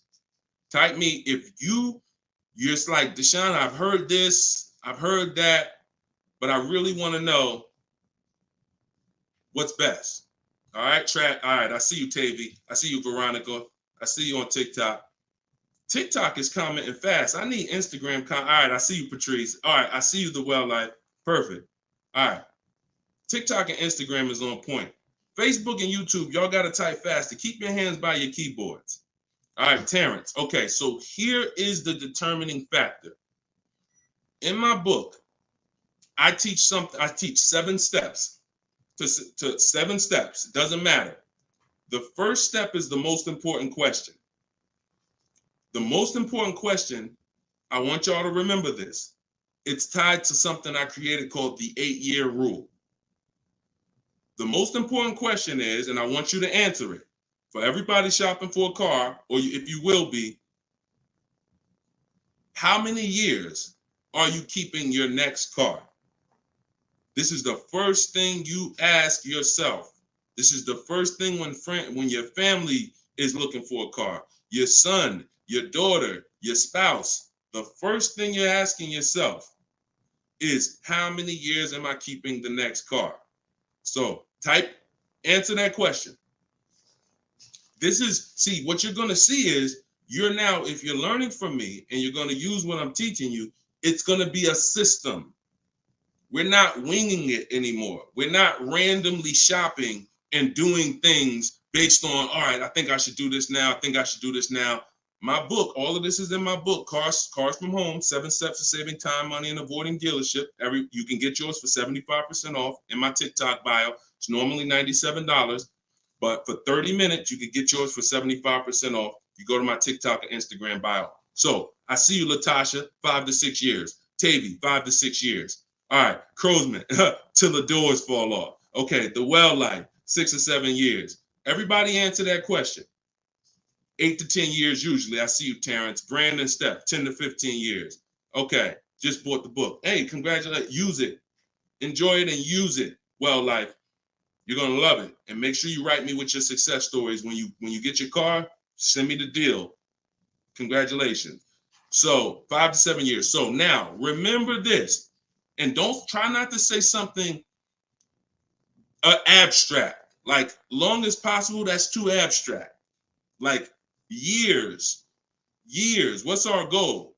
8, 10, 15 till the deal till it doesn't drive anymore. Whatever. We want to get a clear picture. Here's why. This is going to be your first step from now on when you are car shopping. Asking yourself this question. We're still on the overall question, which is should we lease or buy? That's the question we're on overall. Now I'm going to show y'all something that's going to help you understand why we asked this question first, and it's the depreciation scale. So I'm going to use this for you to understand. When you buy a car today, if I put a $30,000 car outside your house right now, if you didn't drive it, you don't drive it 1 mile, is that car worth $30,000 a year from now? You never touched it. You never touched it. Is that car worth $30,000 a year from now? Exactly, Dominic. No. Okay, Veronica. No. Okay, Crowsman. No. So we understand Wu-Tang Land. No. That's your first lesson on depreciation. That's something called the unseen expense. This is the expense most people are not trained to see. That's why they buy their cars and think, oh, I could just drive as much as I want and it doesn't matter. I'm not paying for the miles. You are paying for the miles. Let's go deeper with this lesson. Now, if you don't drive it 1 mile, we all agree it was worth $30,000. A year later, it's probably worth $25,000. We didn't touch it. Now, if we drive it, average miles 12,000, it's probably worth $22,000. You know, if we drive it high miles, it's probably worth $20,000.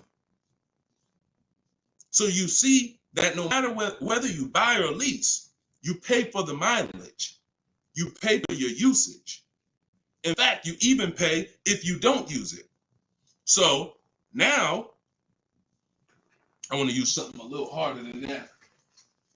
When you understand that, you're going to see, Deshone, okay, if I'm losing that type of money in my car when I buy it, when do I ever get to a point where I'm winning? And the longer you keep a car, the more this starts to level out. So when you get to about 7 years, now you're no longer losing thousands of dollars every year. This is the purpose of the purchase, is to get to a point where your car is no longer losing value every year and you can keep it and it becomes something that is an asset because it's not taking money out of your house and you're not losing money. Now, the mistake is when you people who answered, if you're a person who said 5 years, 4 years, 3 years, 6 years, your mistake is buying a car and you trying to replace it while it's still on this type of drop. That's why you're never happy when you go trade your car. That's why you have negative equity, because the asset value is so low because it's dropping like a brick every single time for the first 5 years, every single year, first 5, 6 years. How do we avoid that long term? So every one of you that said, Deshone, 8 years, 10 years, you should be purchasing. Deshone, what if I'm not keeping it that long? You should be shopping for leases. because you cannot compare. Look at Danielle. Look at Danielle. Danielle's lease deal, she got $44,000 Audi A3. She's paying $550 a month. No money down. That same car, if she bought it, would be $900 a month. Every $5,000, some of you know, is about $100 a month on a 5-year loan. Depends on what the interest rate is. So that same car that she's driving for $550 would be about $900 a month to buy. So we have to understand, the leasing versus buying question is so easy once you just follow these parameters. You are avoiding depreciation when you get great lease deals, or you're avoiding depreciation when you buy and keep 8+ years. Anytime in between that or any other strategy, you are not avoiding depreciation. The unseen expense is what's taking the most money from your household, is the unseen expense. Everybody clear on that so far? If you're clear on that, type clear. If you're clear on that, type clear. I call this the 8-year rule. You will not, if you stick to this, you will win every time. And if you break this rule, you're going to lose every time. See, I can't help you get a great deal if you bought when you should have leased. Think about Danielle's deal that I just told y'all about. $550 a month on an Audi A3. Even the person who bought and they were paying $900 a month, even if they saved another $5,000, got a ridiculous deal off the car, which we could get. We help you get the best deal. That's no problem. But if you bought it, you're still $8 something a month. So if your deal is on the wrong foundation, there's no way to get a great deal. So buying versus leasing, the most important question, the 8-year rule, is your first step always. Okay, and I see a lot of people typing clear. So good. Okay, shoot the next question up, Dolan. And I know some of you are like, Deshone, I was taught all my life, don't lease. If you weren't keeping your cars 8 years, then those people who taught you that owe you some money. They're not going to give it to you, but unfortunately, they have cost you money. I followed your process and leased 2 cars. Your approach is easy and very transparent. This is Instagram. I appreciate this. The dealerships could not hide. Appreciate you. Come on. See, that's how I want every one of you talking. That's how I want every one of you talking. We're no longer negotiating to get our best deals. We are sorting and letting people come to us. It's oil and water. You got to complete. Why do you think I represent Unlearn, Relearn? Because I know the first problem I saw when I started teaching this in 2021, I started before that, but God blew me up in 2021. You know, we got 1.5 million followers on TikTok, and everything went crazy since then. We teach, but I was like, oh, people got so much bad information that they got to unlearn. I can't put good information on top of bad information. So you got to be willing to scrap that, realize it's cost you money. It's from people who don't understand cars. They might have bought 10 cars, 20 cars in their life. Now they think they're an expert. And that's just cost you. So you got to be willing to unlearn all of that stuff and learn the new way. And that's what we do here. So I'm glad. Enjoy. I'm so glad you're empowered, Coach Booker T. You're empowered. And that's what I want for everybody. Go ahead, shoot the next one up, Dolan. I have a Jag and need to downsize. All right, we'll get to you. I see you on TikTok. I have a Jag and need to downsize. Thank you, Brandon. Appreciate all the gifts on TikTok. Could y'all keep running the screen, the likes up, tapping the screen? If you're spending time with us and you're going to spend a couple minutes with us, can y'all just every couple minutes just tap the screen, keep shooting those likes up? We get TikTok's attention. We let them know we talking about things over here that more people need to hear. So appreciate all of you. I see you already. All right, this one's from TikTok. How long can you keep a car when you lease? Asking with miles. 3 years. 3 years. We don't do 4-year lease deals. Stay away from 4-year lease deals. When you are getting your offers, and we do this online, so we go direct to the dealer site. We don't go through a third party because they pay for those leads. We don't want anything that drives the cost up when it comes to us. We go direct to the dealer's websites. In my book, I have a link to all the dealer's websites. I teach you how to do a radius search, and it takes about 15 minutes to contact 25 dealers, because when we shop for new cars and leases, we use something I created called the 25 to 5 strategy. So we're going to connect with 25 dealers online. and then we're going to get 5 to 7 quotes from that. So we're going direct to the dealer's website. That also allows us to shop out of 25 dealers' inventories, because 1 or 2 dealers is not enough. They might not have what you're looking for. Now you're at the mercy of who has what you're looking for. When we connect with 25, we're typically going to be able to get 5 to 7 offers from that. So this takes about 15. It just takes about 15 minutes. But we don't want to, like I said about 10 minutes ago, we dictate how we want our leases customized. And our leases are always first payment out of pocket, total out of pocket, first payment, 12,000 miles per year. And then we are we're doing 12,000. And once someone wins the bid, out of those 5 to 7 offers, you're going to see, again, like I said, between the Cars from Home book, between the Cars from Home video library, and between my coaching program, we've done this with about 8,000 people since 2021. I can tell you we have enough data to tell you this is how it goes. Once you get 5 to 7 offers, you're going to see at least $150 to $200 difference from your best offer to your worst offer. That proves, that's why I say 80% of dealers are overpriced. So once you see that bid, you're going to, but we dictate that 3 years. We don't let people present leases to us. We tell them, this is how I want the lease. And if anyone suggests a 4-year lease, even a 3.5-year lease is too long, because you're eliminating the benefits of leasing, which is switching cars every 3 years. I want the latest and greatest. I want to pay the pennies on the dollar compared to someone purchasing, and I want to be able to switch cars, and most of the time be under warranty, depending on what brand you're shopping for. If you're shopping Chevy, if you're shopping Ford, if you're shopping most brands with a 3-year bumper-to-bumper warranty, once you go 3.5, once you go 4, you're out of warranty. So I don't even like going 3.5. If it's a ridiculous deal for 3.5, maybe, but I'm typically 3 years, 39 months, maybe, and that's in my template. We'll do 3 or 39 months. 2-year lease deals are rare. You don't really see great 2-year lease deals. But if a manufacturer has it, then a dealer would tell you. When we contact them, they'll tell, hey, we got a great 2-year lease deal. Are you open to that? Yeah, we're open to 2, but we're not open to going longer than 39 months. We're paying too long on a car we're giving back. Go ahead, shoot the next one up, Dolan. Great question. All right, I see you. Perfect.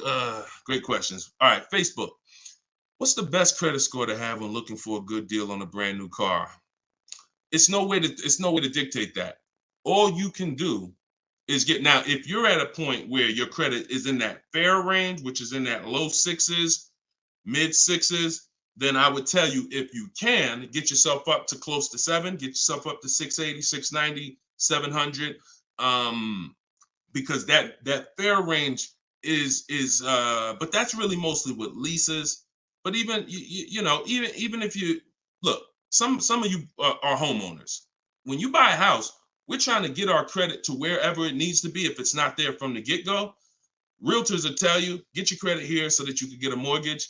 If you have the luxury of time, then sure, work on it. But our process, the bank bidding war process, eliminates the need for you to actually do this, because what it's going to do is going to, no matter where you find yourself at, you're going to get so many bids, you're going to make sure that whatever the best loan was that you could qualify for, you got it. I talked about the bank bidding war at the beginning of the show. So y'all know, if you're on YouTube, watch the replay, rewind it, watch the replay. We are live at 12 and 3 p.m., y'all. We're doing Monday, Tuesday, Thursday, Friday, 12 p.m., 3 p.m. We are live. Actually live, but throughout the day we rebroadcast these shows so that more people can see them. But in any time outside of that, I want you to go back and watch the replay if we answer something that you ask. And you want to find out, if you get the book, you'll see the bank bidding war that I send out with the book. That's how we get banks and credit unions to bid for our loan. But I explained it earlier in the show. All right, shoot the next one up, Dolan. All right. This one showing up from YouTube. Quick question. Would you pay $9,000 for an SUV with $164,000 on the dash? It's a 2014. All right. So great YouTube name and picture. Shout out to The Last Dragon. No. Well, look, it's car specific. When we shop for used cars, who's going to be shopping for a used car? Type a letter U. I want y'all to listen up. We use a process called the multiple marketplace strategy. This is in my, now I told y'all, our process for shopping for new cars is, or new cars and leases, is the 25 to 5. Our process for shopping for used cars is the multiple marketplace strategy, because we want to be on every marketplace that has a car. And there's 8 of them: Driveway, Carvana, CarMax, Carfax.com, Car Gurus, AutoNation, Cars.com, eBay Motors, and I'm missing one. These all have different inventory. Now, some of the inventory is the same. I've seen times where you go on you go on Auto Trader, and the price hasn't been updated, but you go on Car Gurus and the price has been updated. So there's a car for 36. Same car on Auto Traders is 34. So you must be on all marketplaces. But then there's a process that we use to sort down to get a quality car. First thing we're going to do is, if you are aiming for a car, you need to do a longevity check and a reliability check. This takes 5 minutes. We type in the year, make, model into Google, reliability, and we skim those first couple articles. If you see a bunch of stuff that says questionable reliability, 7 out of 10, 6.5 out of 10, that's enough to eliminate the car, in my opinion. After you type in reliability, and look, my whole process for shopping takes 60 to 90 minutes. So everything I'm telling you to do are 5-minute things, 20-minute things, 15-minute things. We do this right from home. That's why the book is called Cars from Home: 7 Steps to Saving Time, Money, and Avoiding Dealerships. So now, once you do reliability, now you're going to do longevity. Longevity is going to tell you what the data says about that car long term. If it has transmission issues, if it's not known for lasting. Sometimes the longevity records on Google will say this car is known to last 200 to 300,000 miles. So that's the first thing. Thank you, Mr. Super. I see you. That's the first thing. Before we even look at a car and consider it, we got to make sure we do that 5-minute check.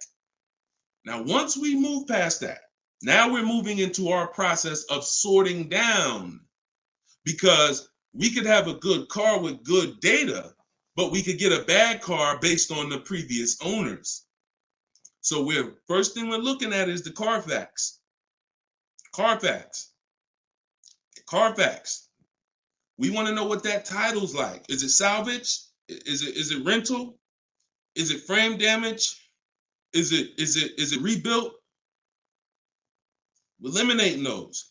Now we're moving on to service records. This is the biggest indicator, in my opinion, on if a car was taken care of. It's not title history. It's not accident history. It's service records. Service records. So if I see a car and I see that the service has been done year by year, whether it's a one owner, and I can see every couple thousand miles, service. Great indicator. Great indicator. Opposite is also true. Hold on, Darryl, it's in my TikTok bio. You won't leave the broadcast. He said, how do I get the book? Go to my TikTok bio, click that link. You'll see a link for 75% off for 30 minutes. Grab your copy. It'll be in your inbox in a couple minutes. Okay? And everybody who's on here, you can get your copy for 75% off my new digital book. And I do updates. So anything changes in the market, I update it so that it stays fresh, it stays relevant. So once we move past service records, now we're moving to accident history. Now, all accidents aren't created equal. If you see an accident and it says airbags deployed, that's a deal breaker for me. If you see an accident and it says vehicle towed, that's a deal breaker for me. If you see an accident and it says vehicle drivable, minor accident, that's not a deal breaker for me. Depending on, I'll put it in my top 5. Doesn't mean it's going to be the one that wins, but I will put it in my top 5, top 7. So these are the things that you're looking for when you actually are shopping, trying to make sure the car is good. It's not just the year. It's not just the price. Forget about that. That comes later. It's not the mileage. Those things come first to dictate, is this a good car? Car could have 60,000 miles on it. If it has bad title history, bad accident history, no service records, it's a trouble car. So that's the system. As I said, everything I want you to do from now on is shop with a system. So you are not winging it anymore. You follow those systems. Again, there's no guarantees. But if you have a strategy and you're like, okay, I'm taking the steps to do my best to make sure that whatever I put my money in, I've done the due diligence, 9 times out of 10, you're going to win versus just winging it. Okay, great question. Great question. Shoot the next one up, Dolan. Oh, by the way, I teach a strategy where you might not know. I'm getting ready to give y'all some game. The whole show is game, but I'm gonna get ready to give y'all one of my secret strategies. It's in my book. I got a lot of stuff in my book. A lot of stuff. But a lot of you don't know when you're on these marketplaces. Keep that question ready. We're gonna go to that next one in 2 seconds. That Carfax, many dealers have agreements with Carfax. So when you're on these marketplaces, you might see Carfax, they'll try to sell you a Carfax. What we do is we bypass we'll go to the dealer's website and we'll see if they have a free Carfax there. Because if that dealer has an agreement with Carfax, that means every car in their inventory, they'll be able to get a Carfax on the dealer's website. I told you, we use Carfax because Carfax is the only one right now that shows service records. The other auto check does not show service records. And I will not buy a car, and I would not suggest you ever buy a car without seeing service records. All right? That's what we do. Go ahead, shoot the next one up, Dolan. What does residual amount mean? Well, that's the amount that okay, so let's say when you lease, there's a percentage you pay for, and there's a back-end percentage. The back-end percentage is what they want the car back for, and they're going to sell it and, make money. Now, we'll see if we can sell it. We always see if we can sell a lease, if we can make money. We do an equity assessment at the end, but the residual amount, let's just say the car is broken into 2 halves. 40% is what you're going to pay for, and you're going to pay interest on that 40%. And then the 60% is what's left, and that goes back. That's what happens when the dealer comes back. That's when you give it back to the bank, not the dealership. That doesn't matter to us. We do not shop based on residual values, money factors. We do not shop based on that. We get bids because we can't control that. I've had people in the years come in, Wall Street finance guys come in with their finance calculators, asking me the money factor. And when I give them the money factor, we're converting it to an interest rate multiplied by 2,400. And they're like, okay, they're doing all this math, and it's not going to help them because all they're doing is one-to-one negotiating. You don't get your best deal doing one-to-one negotiating. You get your best deal by making multiple dealers submit offers and bids. So you can know the residual all you want. You don't know the rebates. What if there's no rebates? You don't know that. You don't know you don't know if I'm an 80% dealer and I'm not going to discount, or I'm going to mark my car price up $2,000 and then take off that $2,000 and make you think you won. But all I did was take off the $2,000 that I was overcharging anyway. So you don't know who you're dealing with. That's why one-to-one never works. Sitting at home and getting bids from at least 5 dealers. My way is the 25-to-5. We're going to connect with 25 dealers online on their website, send them my template. You can send them an email, letting them know what you want. In my book, I have links to my templates and my video library. You're using all my stuff and you're not talking. We connect with 25 and we're looking to get 5 to 7 offers. That's the only thing we can control. We can't control the residual amount. We can't control the money factor. We don't shop like that. It's not going to help you. In fact, it'll slow you down and it'll hurt you because you're overanalyzing things that don't even matter. And trust me, I love numbers. I love numbers. I was in calculus in 11th grade, so I can do this stuff in my daggone sleep. But what I don't want is to teach you to do that, because I don't do that. It doesn't take that. None of these people that you see, look, when you see Eddie, matter of fact, he bought, hold on. When you see, look, let me show you Benita. Benita in the middle of the pandemic. The reason why I always show Benita is because in the middle of the pandemic, She got a Kia Telluride when people were paying 5-10 grand over sticker form. Kia Telluride, $600 a month, 36 months. She drove out. It's like a $46,000 vehicle. People were paying $800 a month. Some of you may know somebody who's leasing a Kia Telluride that they got during the pandemic. If they didn't put money down, they're paying $800 a month, $700 something a month, minimum. Now, one thing people will never tell you though is the money they put down. So don't even ask them, because people tell you, oh, I'm paying $600 a month myself. They'll never tell you they put $4,000 down though. Never. So, but yeah, when you are shopping like this, you're getting bids. She doesn't know what the deal is going to be until she shops. And when she shops, she doesn't care about the residual value. It doesn't matter to her the money factor. None of that stuff matters. The only thing that matters is, let me get my bids and see who's going to win the bid. That's it. That's it. Go ahead. Shoot the next one up, Dolan. Let me put that banner back up. For all of you who just jumped on, this entire show is sponsored by my new digital book. It's called Cars from Home. 7 Steps to Saving Time, Money, and Avoiding Dealerships. I'm the author of that book. I'm also the creator of the Cars from Home video library and the Cars from Home coaching program. You can get your book for 75% off in my TikTok bio, in my Instagram bio. It's normally $97, but you can get your copy for 75% off by going to my bios and getting it, or you can scan the QR code or go to deshonsbook.com. 75% off for 30 minutes. All right? So get your copy. Everything I teach is in there, and you can reference it for life. All right, this one's from TikTok. When I see, we already did that one. I know you're snatching all the questions, but I tied that question in, even though you didn't post it. I tied that question into the other person who was asking about 0 down leases. All right, thanks, Dolan. Okay, this is another one from TikTok. Lease mileages. Let's go, Instagram. Make sure y'all type in your questions. All right, make sure you type in your questions, Instagram. We live every day at 12 and 3. So let's see, TikTok, lease mileage 10,000 under allowable. Does that value when getting next lease? No.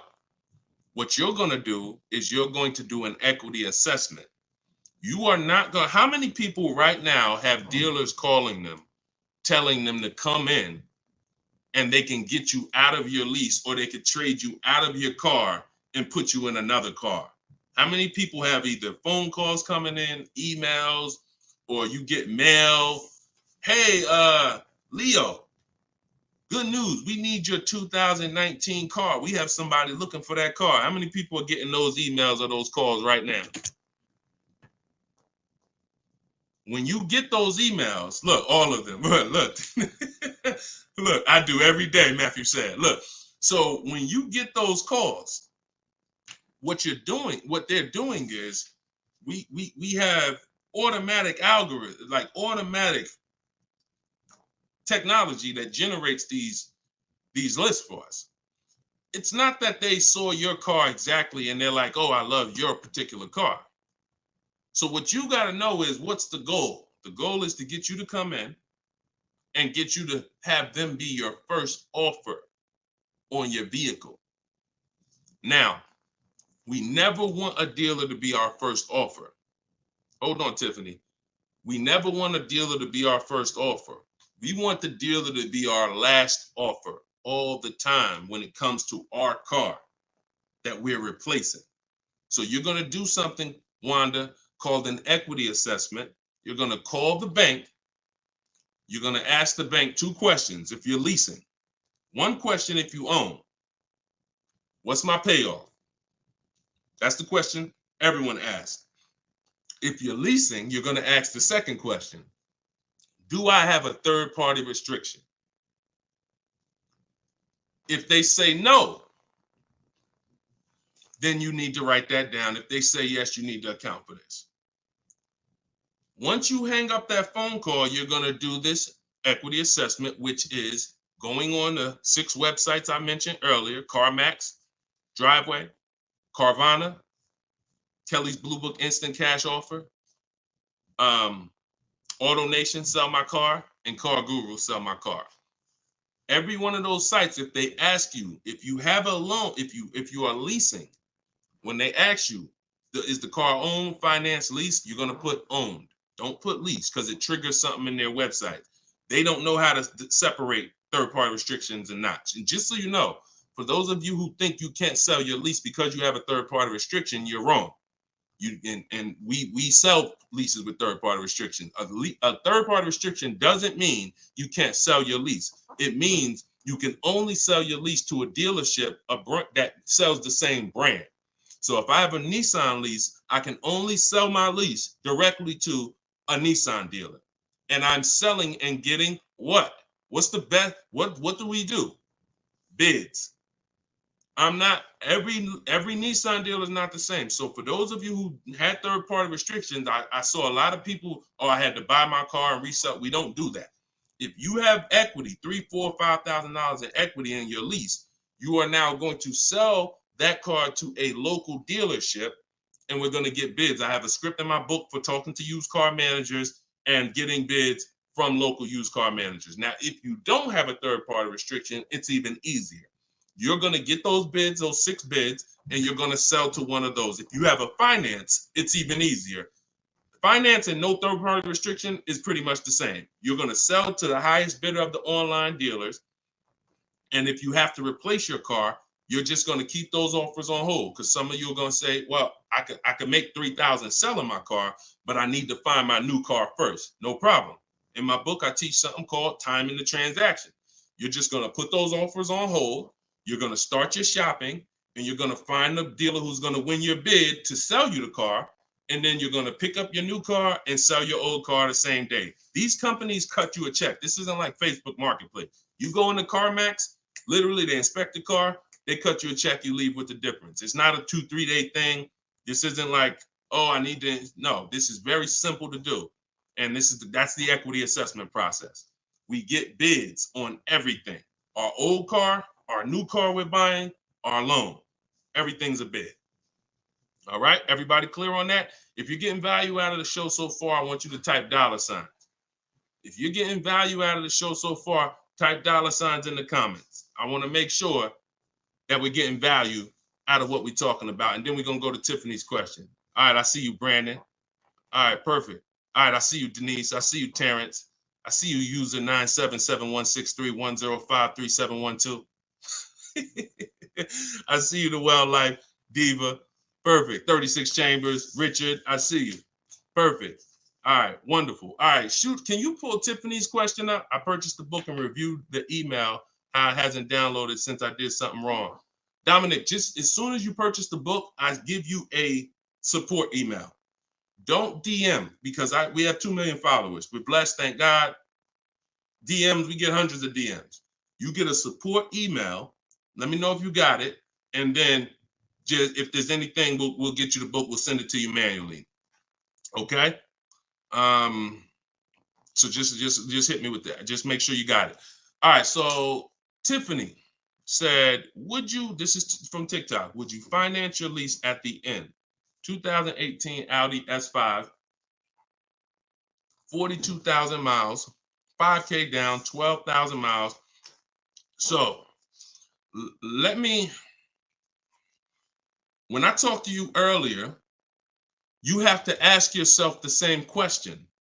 If you were here earlier, the most important question is, how many years are you keeping the next car? You're going to ask yourself the same question right now, because you're about to buy another car. You have to see your lease. Buying your lease, you have to see it as buying another car. It's a used car. That's what you're doing. Hold on. Okay, LA Connect, do me a favor. Hold on. LA Connect, shoot me a DM. I'll look for your DM, and you get the support email. You don't get the support email. As soon as you purchase, the thank you page says, here's the support email. So, and check your spam and check your junk folder, okay? Because we got a pretty sophisticated email technology that is spot on most of the time. I'm not going to sit up here and tell you it's perfect, but I mean, we deliver a lot of books without issue. So sometimes it's in spam, sometimes it's in the junk folder. Okay, so that's how you have to see buying your lease. You're buying a used car. The only difference is it's your car. That's the only difference. You don't, instead of going to look for a used car, you're saying, I'm going to buy that used car. So the same question exists. How many years are you going to keep the car? Now, if you say 8, you're not going to break the 8-year rule. Then you could buy it. But if it's not 8, it makes 0 sense not to be shopping for another lease. I'm going to tell you why. One, the depreciation. And I'll talk to you about, I'll do a quick scenario of, because some people say, Deshone, when I buy used cars, they don't depreciate as much as used cars, but you still pay more than people who get great lease deals. Than people who get great lease deals. You're still paying more money, and now you're paying more money for a for a worse car. So, but when you are looking at these scenarios, most people are going to finance for a 5-year or 6-year loan to buy their lease out. But you've already had the car for 3 years. So you have to say to yourself, what's the likelihood I'm going to keep this car that I've already had for 3 years for another 3 years?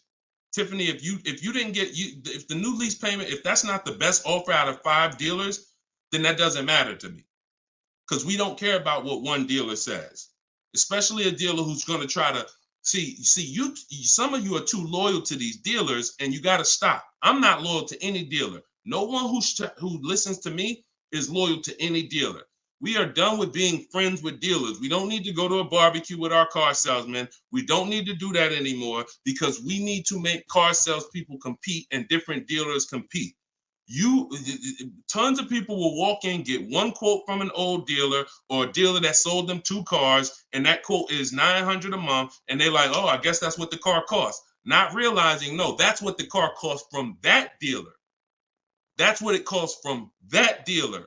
Your competition is going to be $1,000 a month, $1,050 a month, $850 a month, $790 a month. I told you, when you shop the correct way, you are going to expose the dealers that are overpriced. That's why that person who came on here, who Dolan put that comment up that said, hey, I use your stuff, dealers can't hide. Because it's an exposing of the overpriced car dealers. We see the people who are overcharging us, because when we see that best offer is $790, and then we see another offer for $840, another offer for $890, another offer for $920, we realize all of those other higher price offers were taking a shot at us, hoping that we weren't going to shop them. But that's okay. We're buying from the 20% who beats their offers. So before we ever make a decision to leave, we must shop 5 offers, and none of you are going to realize that this is right. See, like I said, between my book, the Cars from Home Library, and my coaching program, we've helped 8,000 people since 2021. These are the numbers. 80% of dealers are overcharging you. And if you don't have multiple offers in front of you, at least 5, you're not going to ever find the best price dealers. And you don't do this the hard way, going into dealer to dealer to dealer. You do this sitting at home on these dealers' websites, requesting your offers, looking at offers strategically. That's why my book is called Cars from Home. My system is called Cars from Home. We spend time here. We're not in a dealership for more than 30 minutes. Okay? So getting back to your question about buying your lease, I'm not buying a used car. I'm not switching my strategy. The philosophy of going from a lease to a purchase is a total strategy shift. That means I'm going from a short-term person who doesn't like maintenance, who doesn't want to put more long-term, who doesn't want to keep a car long-term. I want to be under warranty most of the time. I want to drive cars for pennies on the dollar, compared to people who buy. Now I'm switching that to become a long-term person, because there's a different set of values when you're buying cars for 8 to 10 years to 12 years. That means I'm going to pay off my car. I'm going to get to the point where it's not depreciating a lot anymore. I don't care about having the latest and greatest. Once my car's paid off, I just got a car that's 7, 8 years, 9 years old, but I'm going to keep it in my family for a long time, and I'm going to win that way. I'm going to win by having that car 10 years. The longer I keep it, the less I paid for it. If I keep a car 15 years, the less I paid for it. I keep it 12 years, the less I paid for it. So it's 2 sides of the spectrum. That's why when you buy your lease, you're going from one mindset to an entirely different mindset of buying a used car. So the best thing to do is just learn how to shop the way I'm teaching you to shop, so that you can get great lease deals. They are out here. I showed you Bonita. Bonita got a great lease deal middle of the pandemic. Middle of the pandemic, when there was blood in the street, people coming out of car dealerships with axes in their head. That's how much they overpaid. That's how much they overcharged. They got 10,000 over sticker, 8,000 over sticker. Bonita's taking deals down. We've been doing this, but the only way you're going to get great deals is to stop shopping the way they want you to shop and start shopping the way you should shop, which is being in control, making people bid for your business. And you're going to get entirely different results. You're going to realize, dang, these dealers been overcharging me. That's perfect. That's perfect. All right, go ahead, Dolan. Shoot the next one up. We got a couple more minutes. Try to get through as many as possible. All right, this one's from Instagram. I'm reaching out to dealers. Point. I'm ready to compare price. I don't know what to say. You don't talk. If you're doing it my way, you should be on their email. Now, if you're doing it the manual way, which I'm not even going to teach anymore. I used to say on some of the older broadcasts, I would say call, talk to a sales manager. But I want to do it by email. We go to a dealer's website, we use the contact tab, we tell them what we want, and then we're having conversations from there. Now we do that. We do that with 25 dealers. We always get a separate email. These are the little things that we must do to make our in my book, in everything I teach, it's for a reason. We get a separate email. We get a Google Voice phone number because we're not talking to people. If we're talking to anybody, we're talking to sales managers. We are not talking to salespeople unless we're setting up a test drive. And even that, there's a way we do it. We want to talk to the most experienced salesperson. We want to talk to the person who has a great history, who everybody loves. We want to talk to the person because the wrong salesperson won't even have the car ready for you when you get there to test drive. New salesperson just started. He over there, thinking about how he'll just, so we got to even act for the right salesperson to set up a test drive. But we're not talking. See, when you're not talking, you can stay out of emotion. Even the first time you use my stuff and you start using my scripts and my templates, you're still going to be a little emotional, unless you're just, some of you have a very like stoic personality. Some of you have a very, whether it's military or whether it's just your natural personality, you don't get emotionally involved. This is what you need to be. And some of you who are emotional, you're going to see there's no reason for me to be emotional anymore using this. I'm at home, I'm in control, I'm making people bid, and I'm not talking to people where they can get me emotional and I can say something that's going to hurt me or cost me money. So we are doing all of this online through their website, letting them know what we want, requesting our offers.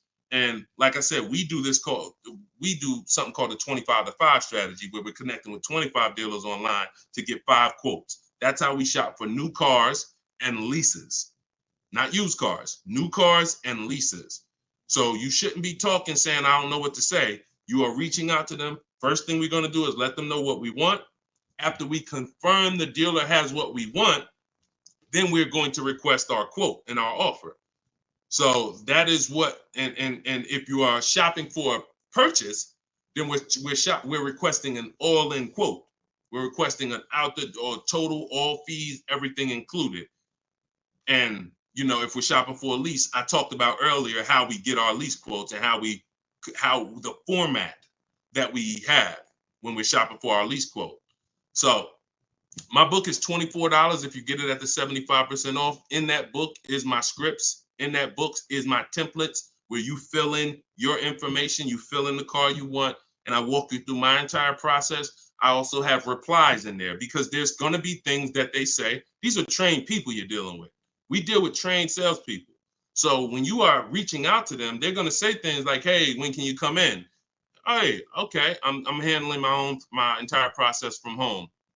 And then you always end with a question. All my scripts end with a question. You should always end your email with a question, not a statement. So if they say, hey, we only car shop, we only give quotes in person. Okay, well, no other dealer that I'm talking to has said that. Should I remove you from my list, or are you gonna present an offer?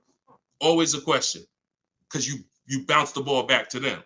So all of my scripts and my replies are in there. This is what, and there's, but you need to keep the conversation on your agenda. You're having a conversation online with these dealers. And That's why I say separate email, Google Voice number, dedicated, locked in. You don't want a bunch of car dealers' emails mixed in your personal email. That's not how we do it. That's going to mess you up. We do not do it like that. That'll confuse you. Now you're missing emails and all of that. Separate email. All right. Go ahead. Denise is asking, can you answer my question? I want to know if I have options. Can you find Denise's question from TikTok? Dolan? You see Denise's question? Give her a second. Thoughts on, while you do that, I'm going to enter this thoughts on leasing a Tesla.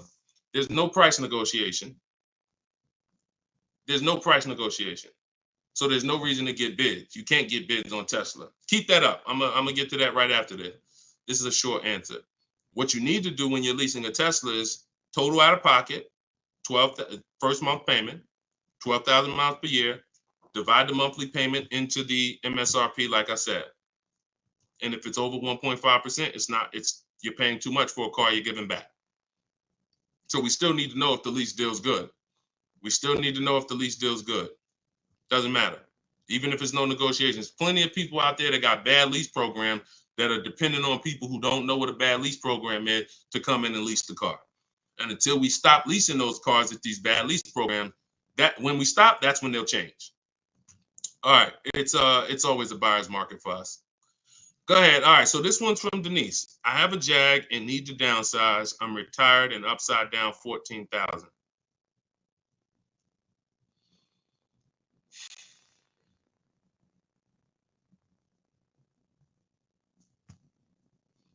See, here's the bad part about negative equity.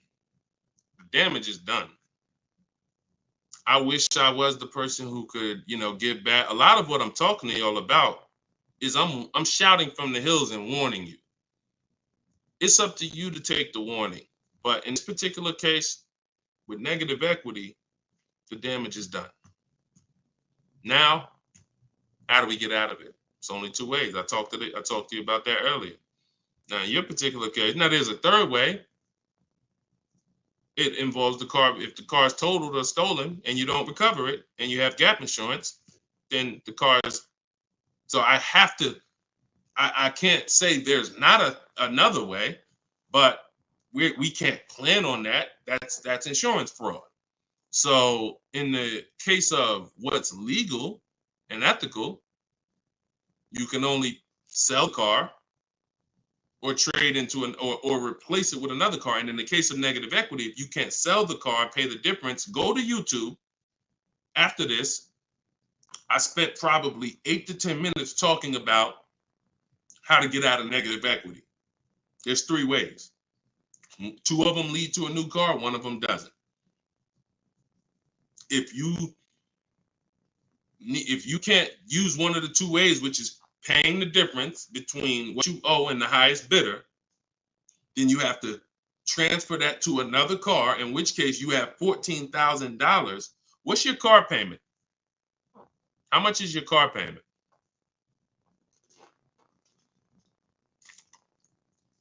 And if you need to downsize because you want a smaller car, okay, $769. If you need to downsize because what's the reason that you need to downsize? Is you need a lower payment, or you just need a smaller car? Lower payment or smaller car?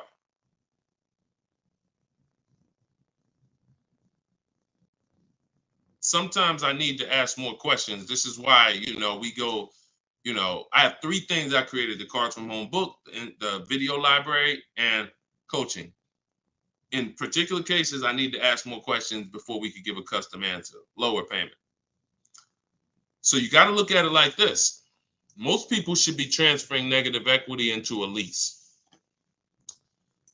Now, once you actually bring 14,000 over, and your negative equity amount should always be based on you getting the offers.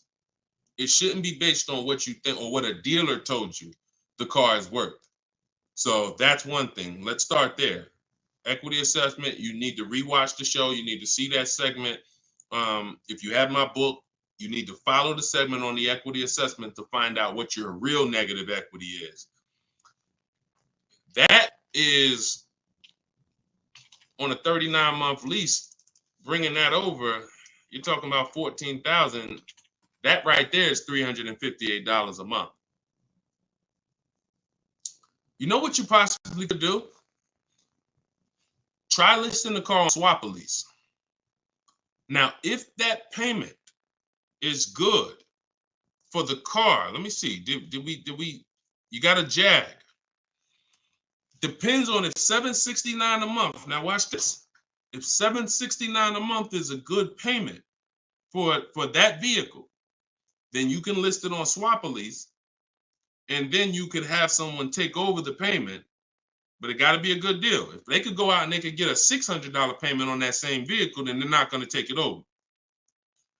So this is another option for you to consider. Now, if it might even be advantageous to you to list that car and contribute some. You might say, all right, I'll pay $100 and all right, my payment's $769, and I'll pay $100 and somebody take it over for $669. Whatever you need to list it for to get out of it, to have someone take it over, may be advantageous to do until the lease ends. And then you go and get yourself a very inexpensive car that you can qualify for, because if you have someone take over the lease till the end, you could probably go get yourself something, lower payment, but that car coming into the deal, you're going nowhere, because $14,000, unless you got cash. If you got some cash, then yes, cash can solve all things. Get the offers, follow the equity assessment. You might pay the difference or transfer it over. You can't transfer it over because, like I just said, your negative equity alone is $350 a month. And that's without the interest that's going to be. It's probably going to be about $380 a month. So what's the note? Yeah, so that's what you should consider. List the vehicle on Swap a Lease and see if somebody's willing to take it over. And if nobody's, okay, no problem. That's what you do. That's what you don't have that kind of money to contribute. $14K is a lot to be able to contribute. So so what you should do is do that. If you could get somebody, if no one takes it over for $769, then offer to contribute some money towards the deal every month. Now, if you, no matter what, and then what you're gonna do is you're gonna go and probably, you're going to ask yourself the most important question for your replacement car. If you're not keeping 8 years, you should be looking to lease the next car and get yourself an inexpensive lease. If you are keeping it more than 8 years, then you can buy. But you're just going to use the same process. But you got to get rid of that car first. And I think with your scenario, that might be the best way to do it. All right. Good question, though. It's good question. Keep us posted. And, that's what we do. Look, we are live at 12 and 3 o'clock p.m. Eastern time, Monday, Tuesday, Thursday, Friday, which means we'll be back in a few for the next segment today. You can come back. We had a lot of questions. We're not always able to get to them, but you can tell your friend. I haven't really announced it because I didn't know when I was going to be live, but now we'll get to the point where we can let you know 12 p.m. Eastern time, 3 p.m. Eastern time. We're live, but we rebroadcast these shows all throughout the day, because people do get a lot of value out of the rebroadcast. But if you want to meet us live, Monday, Tuesday, Thursday, Friday, 12 p.m. and 3 p.m. Eastern time, bring your questions. And if you didn't know, my book, Cars from Home, 7 Steps to Saving Time, Money, and Avoiding Dealerships, is 75% off for 30 minutes, part of our welcome offer. So you can get yours in my TikTok bio or in my Instagram bio, or go to DeshoneBook.com in the comment section on YouTube or in the comment section on Facebook. Or if you're watching us on TV, you can scan that QR code. But that's what we do here, y'all. We peel back the onion. We make sure you know how to shop strategically. And I want you writing me with deals. I don't want you writing me showing me your car. Everyone's doing that. Hey, got the new G-Wagon. Got the new BMW. Oh, your boy upgraded. Never talk about what we paid for it, though. I want you writing me saying, Deshone, look at the deal I got. This was the best offer. I made dealer's bid. This was the best used car within 100 miles. I'm driving an hour to go pick it up. When you're driving 45 minutes, an hour to go get your deal, that's when you really know you won. It's not always going to be that way. Sometimes local dealers will win the bid, but sometimes you're driving 45 minutes and you're driving 45 minutes because he's saving you $3,000. So that's what Cars from Home is about. That's what my book is about. You can get your copy instantly, 75% off for 30 minutes, and I'll see y'all on the next show. God bless.